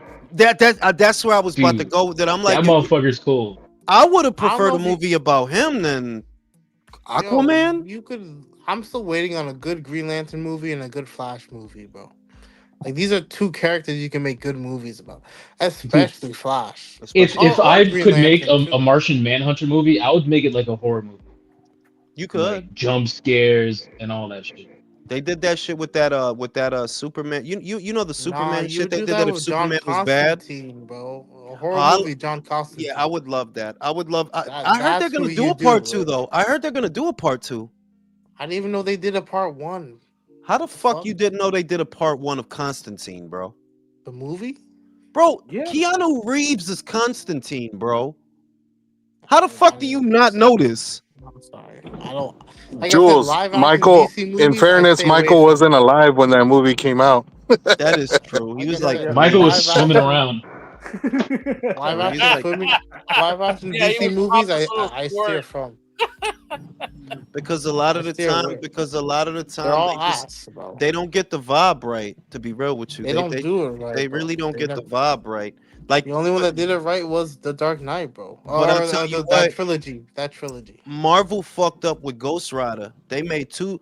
It's like y'all got and it ain't even the whole look. I like what y'all did with how y'all did them right, But y'all got Johnny Blaze playing Dan Ketch. That's not the same Ghost Rider. If he's Johnny Blaze, yeah, he don't dress like that and his bike don't look like that. The one y'all doing is the New York detective that got killed. That's the one y'all doing. And that's not Johnny Blaze. Like, y'all done basically mixed this whole shit up. And it's like, yeah, I would like to see that done properly because y'all got the vibe wrong. It shouldn't feel like Avengers. It shouldn't feel like, nah. Ghost Rider's whole vibe is dark in his comics. This ain't cutesy wootsy and nothing like that. was completely Bro, miscast. he's literally a skull that's on fire. For real. No, those movies have two problems. First is Nicolas Cage. I don't think that was the proper role for me. I like Nicolas Cage, but that wasn't it. And the other thing, you have to make that fucking movie darker. Yes. You cannot make it so bright. It has to be more. First of all, it has to be R-rated. Yeah. Like Truman. You cannot make it for kids. Really. I think they should do another Ghost Rider movie, but based on Carter Slade, like based on the cowboy version, and make it a western. I don't want to. Those spaghetti westerns aren't what they used to be, bro. There's no audience for that kind of a movie. That's what I'm saying. Like the superhero movie genre needs some life, bro. It needs something different. It needs something new. What about a Netflix series, Jules? I love the spaghetti. I like how they did with Daredevil. Let me say this. While I agree with you, it does. Superhero genre movies need a different angle. The angle for Ghost Rider I would take is horror. This is a horror movie. Yeah. There's gonna be mostly horror in it. There's gonna be. I'm gonna treat it. I wish I could direct movies, though, because I got some ideas. But I would. The look of it would be the look of Seven. This is not gonna be over the top stuff. You're not gonna see a flaming motorcycle riding across a skyscraper, right? You may not even see this guy in full regalia until either the third quarter of the movie or the fourth, because I want to spend that time establishing this is a deviation from the Marvel that you know. This is a dark part of Marvel. This is where Blade is. This is where Morbius is. This is the scary part of Marvel. And that opens up a lane for a completely different, because that's the way it was in Marvel, that this is a completely different set of comics. To reading about the X-Men or reading a Spider-Man comic. Yeah, this is completely different to that. You know, if you actually read Ghost Rider and Mephisto and all these bad guys that he deals with. And I would have did it that way, dog. That movie felt like a cartoon. Like, bro, this is not the vibe of Ghost Rider at all. Peter Fonda wasn't a bad choice for Mephisto, though. I actually thought he did all right. Bad, but the look of the movie is wrong. It's like y'all trying to do like an Iron Man type of looking thing, and like there's one-liners and jokes, and it's like, yeah, this ain't Ghost Rider, bro. This is not Ghost Rider. The other thing is Ghost Rider is supposed to be the unstoppable force, and he actually is not a good guy. He's not like Superman. But he's not a bad guy either. He's not a bad guy. Yeah, this is kind of an anti-hero. No. John. Well, let's say this. Johnny Blaze was kind of a bad guy. That's the first Ghost Rider. The one they did, the way he looks with the black leather jacket and that specific bike, that's Dan Ketch. That's a New York detective. He was kind of a good guy in the sense that he would only go after the bad guys. He would only go after guys that did something wrong, yada, yada, yada. So if you go in that route, yeah, there's a genuine opportunity to tell a great story there, you know, a mixture of how y'all remember when RoboCop got lit the fuck up at the beginning of the movie, right? Oh yeah, right. You can do because that's Dan Ketch's story. He dies, and he makes a deal. He becomes Spirit of Vengeance, blah blah blah. So you could do that with him and go real fucking dark with it, where Marvel has never gone before. Because you've seen one Marvel movie, you've seen them all, bro. All y'all motherfuckers is wisecracking and saying funny shit. It's like, yo, it ain't like that all the time, bro. You can't do that all the time. Just real quick though, in the last movie where Thanos wiped out half of humanity, isn't that kind of them taking a dark turn a little bit? It's a serious turn, a serious turn or a dramatic turn. Dark is different. Like I'm telling you, like even the way that Ghost Rider comics were drawn, they were drawn in a way where it's usually nighttime or it's raining. It's like you get the vibe coming off of the page that like, yeah, this is not a Spider-Man comic. You feel me? Like this is dark shit. You dealing with, the demons and the underworld. Concepts, religious concepts of good and evil and God and Satan and so on and so forth. And you got to go that route, because if you don't, it's not Ghost Rider. If you don't go that route, it's not. Lilith. Y'all know the Talmud, right? The story of Lilith. Y'all know that story? Yeah. That before Eve, there was Lilith. Lilith is literally a character in Ghost Rider. Literally. She's got a long fucking head, right? You know? But this is the kind of shit you dealing with when it comes to that section of Marvel. So you got to make it dark in a way where it's not just dark because of what's happening. This is horror.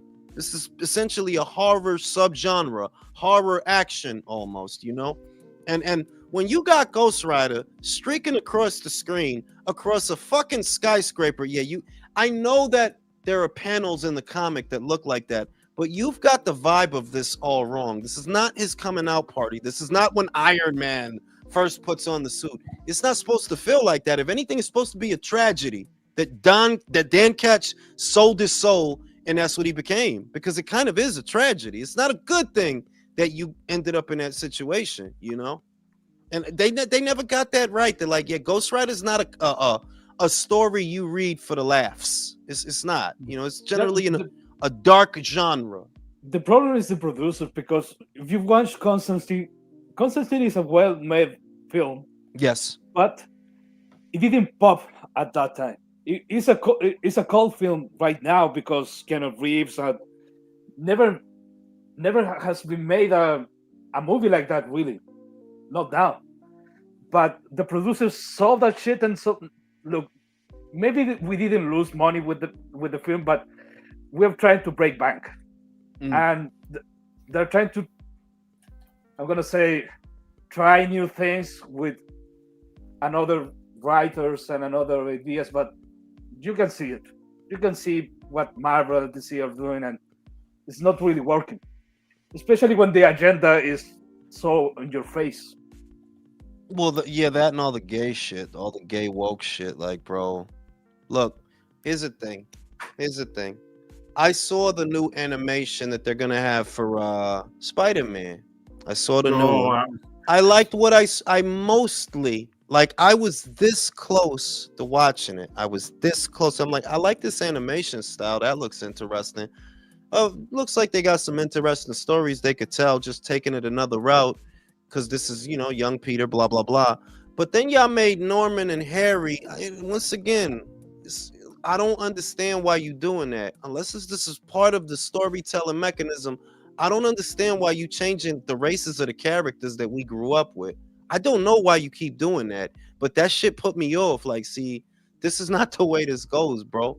And it's not one way. If you made Harry Osborn Dominican, I'm not watching this dumb shit. What the fuck are you doing, bro? Fuck is your... No, porque mira, Piro, porque tú sabes, manín. He has a fade instead of waves. Yeah, they got Harry...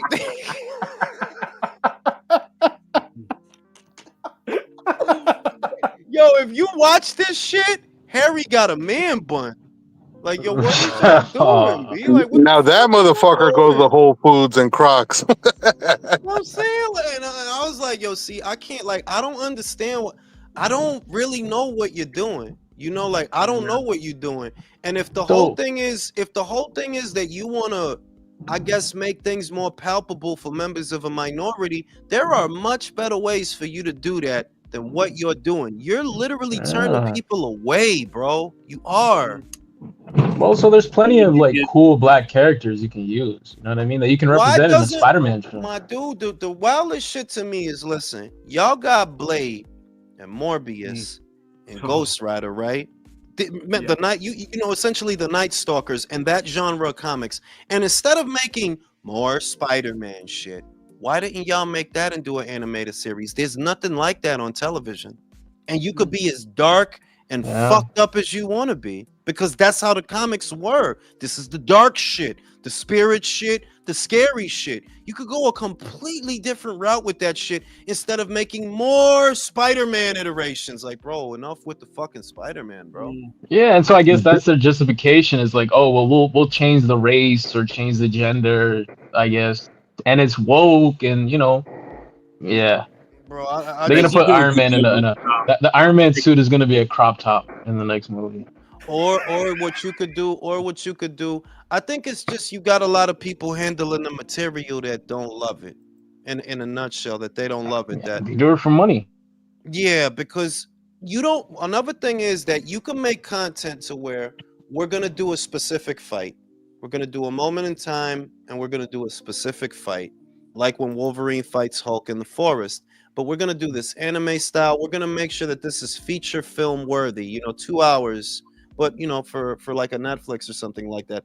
And there are fights like that and stories like that you could do them as standalone. Like, okay, this is this. They tried it, but I don't think the animation was sophisticated enough. With Thor versus Hulk or Wolverine versus Hulk, to where pull out all the stops and make something really good and really flesh it out and make it good, because there are so many stories in Marvel that are actually great stories to put together that you don't need to keep revising the same shit. Like, we needed another Spider-Man, bro. There's not enough Spider-Man cartoons. What about the continuations, Jules? Like what they did with X-Men 97?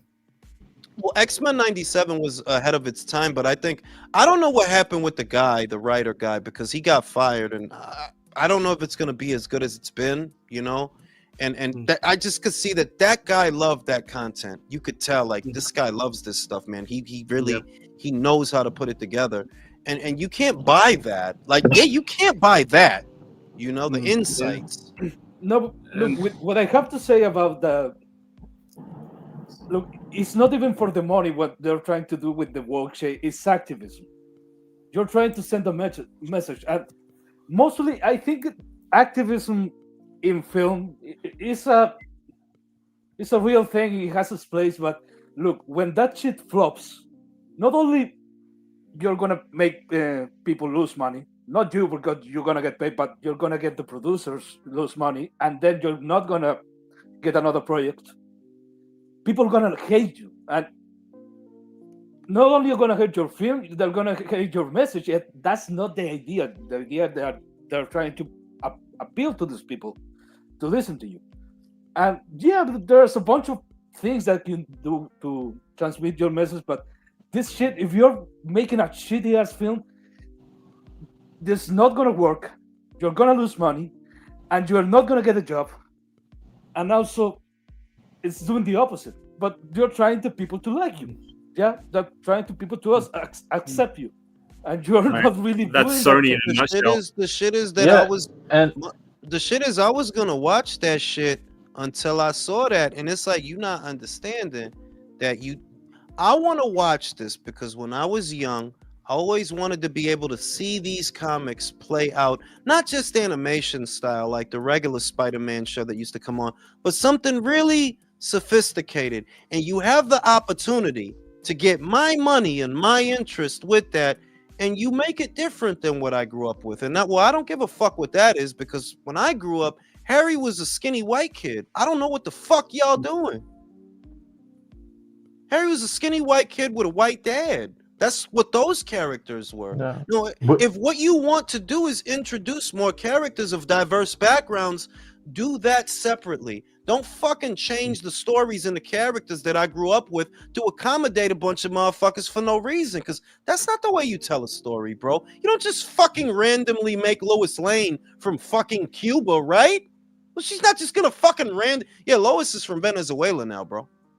She'd be hotter. That's the other shit, Julius. This is not the 60s or the 70s where black exploitation films were a thing and black people could not get a job in a regular film. That's not the time we live now. Exactly. You can have your black characters, your whatever you want, but it has to make sense in the lore, in the story Yes. of what you are trying to use. But also, if something is genuine, it's not forced. You know what I mean? And a lot of that shit, when you see it on screen, when they try and race bend and I guess do the diversity stuff, that shit feels forced and corny, and it's like unwatchable, bro. The whole shit. Like, I was liking She-Hulk, everything I was seeing till that. Like She-Hulk, a lot of people shitted on She-Hulk because of that, and honestly, bro, it is because of that. Like, it's shitty writing and it's shitty dialogue, and it's it's just not good TV because it forces itself to those principles. You know what I mean? It's not natural. It's not interesting. I would say that She-Hulk is not even a character that ever does. Like, She-Hulk is fun next to Hulk. That's how I always digested this character. She's fun next to Hulk, but I'm not actually interested in a She-Hulk comic. She's in a place where if you say She-Hulk versus this other superhero, now you have my attention. But other than that, this is not a character that needs their own TV show to me. Like, I don't need that. What's the point? The porn parody was enough. You know what I mean? Yeah, like we live in a time with fucking Barbie the movie made. When Lisa Ann played She-Hulk, she did a great job. We don't need another performance. You know what I'm saying? But I think that there are characters that they're overlooking because they want to stay safe with things that they believe will make money, what they believe will make money, which is why they keep finding different ways to tell us about Spider-Man. Bro, I pray all I do from the trailer, it looks solid, but I pray they don't fuck up Daredevil, bro, because those first 3 seasons were great. I heard that shit gonna be like the old. I heard it's gonna be R-rated. Like I heard. Oh, excellent, bro! So. The Netflix Daredevil show to me is the best shit Marvel made. Like the first 2 seasons of that show and the Punisher season. But that like, wasn't bro, that wasn't the Disney Marvel. That was the Netflix. Yeah, that's true. That was Netflix. That wasn't MCU when they made that shit. Now but MCU. they're canon, I guess. But what I'm saying is, like, to me, that's like the best Marvel property. And that's another thing. You got them dudes that like. There's this entire wing of superheroes. Like you can do X-Force, you can do X Factor. They could have done Defenders better. They tried to do Defenders, but it wasn't. Yeah, like there's so many different comics that like stuff that you can use that you can go a dark anime route with the Blade stuff because he's got a sword, all that different stuff, and it doesn't have to be the way everything else is. That like I love what they did with the Avengers. I love what they did with Iron Man. But you trying to put that tone into everything, and that shit get tired, that bro. Not gonna work, shit get tired. That shit starts to feel like the fucking annoying orange. You remember that YouTube video? Yeah, that's how those movies feel, bro. Shit. I'm like, Jesus Christ, this shit's He's just like nagging, like constantly nagging me, bro. Yeah, like you gotta change it. Like certain shit gotta have a different vibe, and there are just so many Marvel characters. You know how many there are? There's like 90 plus. It's heroes. like why is the Hulk wearing a lampshade? You know what I mean? Why does he have a lampshade over his head? For real, it's like they killed the Hulk in the MCU shit. Like, what is? Honestly, they did. Like before he gets to standalone, before he even gets to standalone, he already talking and eating soft tacos. It's like, what the fuck is y'all? The fuck y'all wearing glasses? That shit crazy. They literally civilized the Hulk, bro. That's like Wilder after taking ayahuasca. You know what I mean? For real, that's like it. Wilder after the Fury fights, bro. After the ass beating. Be right back. I'll be right back. That shit is fucking crazy. Nah, but Daredevil, I'm hoping that shit is good, man. Bro, yeah, I'm hyped. I love the guy, the actor as Daredevil. Yeah, Charlie, what's his name? Charlie Cox. Yeah, Charlie Cox. Pause. The guy that played Punisher, John Berthenol, was a fucking dope ass Punisher. Yeah, excellent. Yo, excellent I'm not gonna lie. Me personally, I think he did great as Punisher for sure. I just didn't like the show. The show, I didn't. You didn't? The show was dope. Everybody liked it. I don't know why, but I thought it was. I thought Iron Fist was dog shit. Yeah, Iron Fist is the weakest of all the Nah, Jessica Jones was the weakest. Jessica Jones was good, bro. I forced myself to watch Jessica. The villain in that show is really good. In season 1, I enjoyed it. Who's that dude? Who's that actor? That played the first villain. No, I don't know the actor, but it was Kilgrave. Kilgrave, dude, that was a great character. Oh, the fucking thing with the telephone cabin. Shit.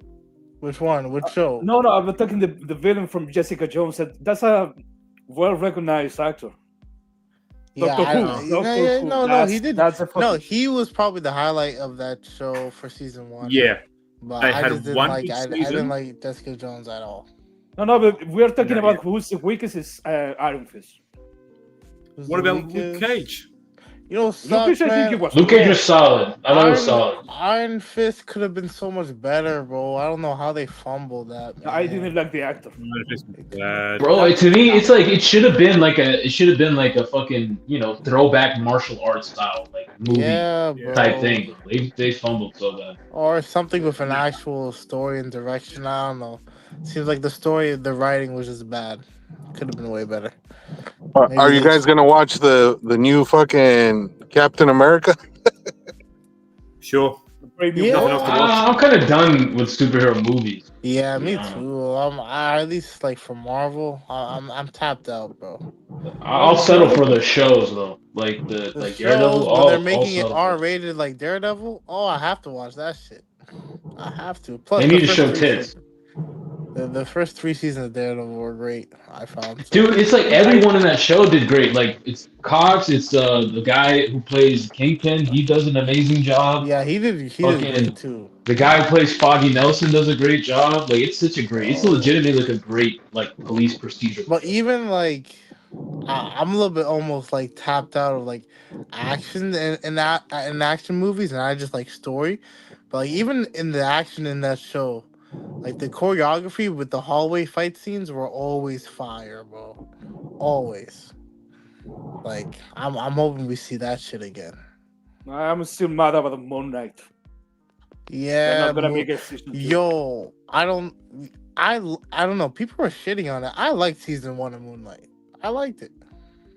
That's a well-written story. I think so too. Yeah, you can take a look.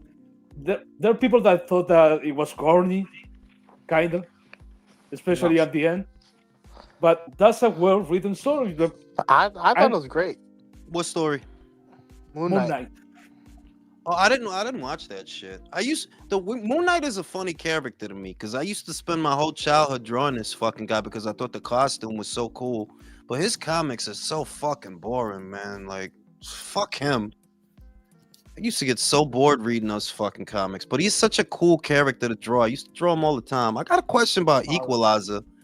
Whose idea was it to make Queen Latifah the Equalizer, bro? Like, how is? What are you talking about? You don't see on Netflix that she's playing the Equalizer? Yeah, that's on CBS, Jules. It's a network show. Oh, well, the only reason I know about it is because of Netflix, bro. Like, yeah, she's been on CBS doing that fucking show for like 5 seasons now. Is it good? It's cool. It's not as good as if they would have done it with a male lead. 5 seasons? That's 5 years. Bruh. I don't know, but wait, but what's it supposed to be Denzel Washington? That's what I'm saying. Like, how did we go from Denzel using power tools to whoop ass to this? But how is she related to? I don't. You gotta ask. Ignacio watches that shit. I don't know, B. He watched that joint. I never seen it, but I always see it advertised on Netflix, and I'm like, is this supposed to be Denzel Equalizer? What the? Sorry, bro. Yeah. The show's been on CBS for a while. It is. So the plot is like it is Denzel, but he's like deep undercover, so he gets reassignment. So you guys don't.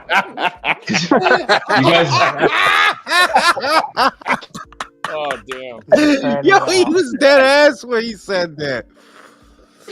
What, you don't believe me? You don't believe that I watched all 5 seasons? Bro, look, man. Look, I've never watched Equalizer, but I suppose it's like the Transporter.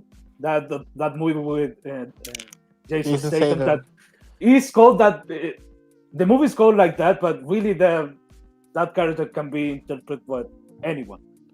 It can, but what made it cool is that 1, you're familiar with Denzel. 2, you kind of gotta like. Really, the first one is the best one because it's like it's the practicality of the situation. That here you got a dude, unique skill set. He sees some things he doesn't like. He decides to use his skills in a noble way, and that can be digested. But when you get into 2 and then forget about 3, because 3 is just like, okay, well, what the fuck are we doing here now? We're in Italy now? Ass, bro. 3 was like their version of John Wick. Bro, there was 2. Yeah, there was like 2 action scenes in that whole movie. The shit is, at that point, what made the first one appealing is gone. It's like, what the fuck is he's in Italy now? Like he's fighting the Cosa Nostra? All right, bro. Just it's like Taken, bro. The first Taken was great. Like, yeah, the first one is like, yeah, this shit is there's some shit. But if they keep taking your wife 2 or your daughter 2 and 3 and or all right, bro. Like something going on here. Like you got to figure this shit out, bro. Like, Dude, take like you got to move your daughter and wife somewhere they can't This take. guy's the worst father ever. For real. Like you know, I was rooting for you the first time. Now I'm like, what the fuck is going on here, Liam? Taken 6. On your game, man. What's that? Taken bro. I No, it's crazy. You have the wall. Taken 6 is like Tren de Agua took over his daughter's apartment complex. For real. He's like, fuck.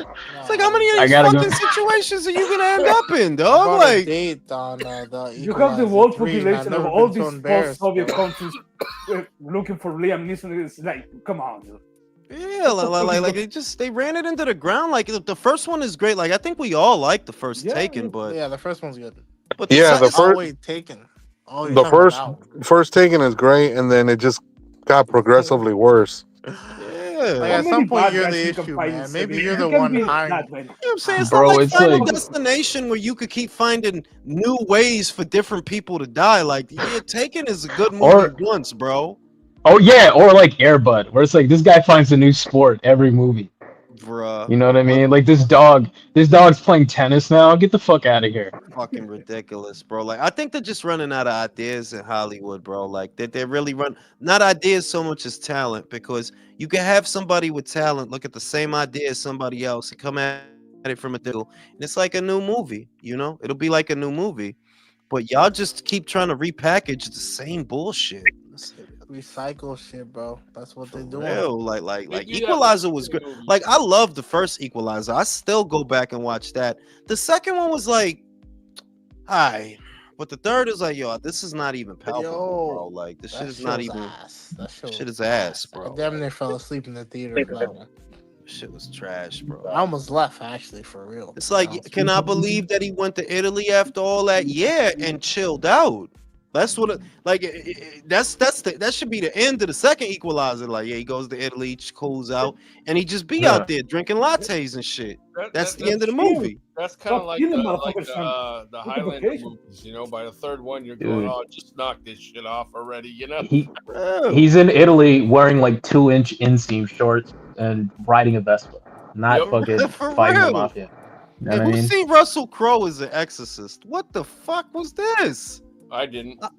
Bro, that shit, yo, listen, I love a good exorcist movie. You know, I love horror genre, but I don't know whose idea it was to give Russell Crowe an Italian accent, and he's riding a Vespa in the fucking movie about it. He's a fat priest riding a fucking Vespa, listening to I Rolling don't know, yo. Stones.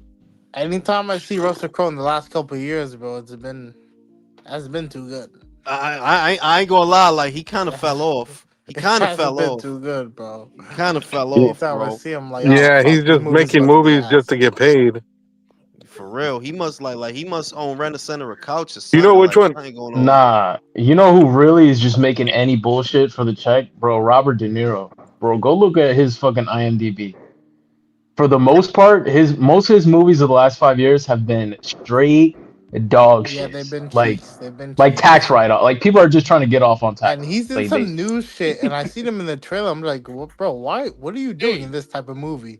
I forgot. he's what like playing it a is. funny grandpa every year. Dead ass.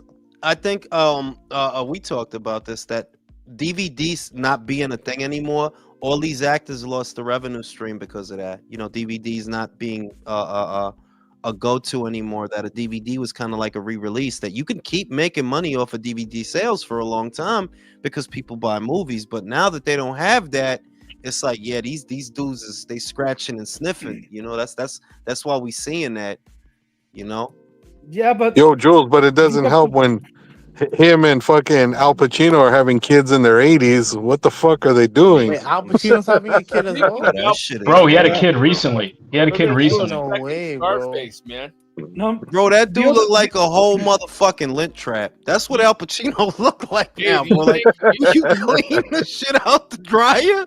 That's that was- what he looked we like. are- Do Like, you we guys are talking think about this. you guys think a second Scarface is going to be good? no. That's not a movie that needs a sequel. No. That's not a movie that needs a reboot or a sequel. Like, to me, you gotta leave Scarface, Goodfellas. Yeah, leave that. You ain't gonna do it better than what it was, bro. You just not. You know, gotta leave that shit alone. Yo, Dude, Jules. I just looked at a picture of him. Yeah, Al Pacino Leo's looks been trying to fine. go. Yeah, Leo been trying to talk for like 2 minutes, and y'all just keep going over him. Go ahead, Leo. No. I'm gonna say that we are talking about these old motherfuckers that have been acting for like forever. All that shit sounds to me like you forget to pay your taxes, and you have to keep working because you owe some shit. And in the USA, it's different than here. You're going to jail. Yeah, that is true. Like, it could be that them motherfuckers owe a lot of tax. Could be that. You know what I mean? Nicolas Cage said that he had to keep being in bullshits. That he literally admitted it, that he made some bad real estate investments and he had to keep being in bullshits, basically being in bullshit ass movies. I can believe it, you know. Yo, Jules, I was gonna say next weekend I don't know if you've seen the trailer yet, but I think it's gonna be a good sequel. Did you ever watch Den of Thieves? Yeah, with Gerard Butler, Ice Cube, son. Yeah. It might be I ain't gonna lie, Gerard Butler been in some bullshits, man. He been in some bullshit since Actually, you know what movie he made that I thought was pretty damn good, but it got like no love? Was the movie where he played a pilot where the fucking plane crashes in the jungle of the Philippines, and the dude who was Luke Cage is like his fucking he's a passenger, and them two motherfuckers take out like these Filipino military motherfuckers. It was pretty dope. The action was dope, but nobody talked about the movie, and the title was super just plain. It was called Plain. Like, what the fuck? Self-explanatory, bro.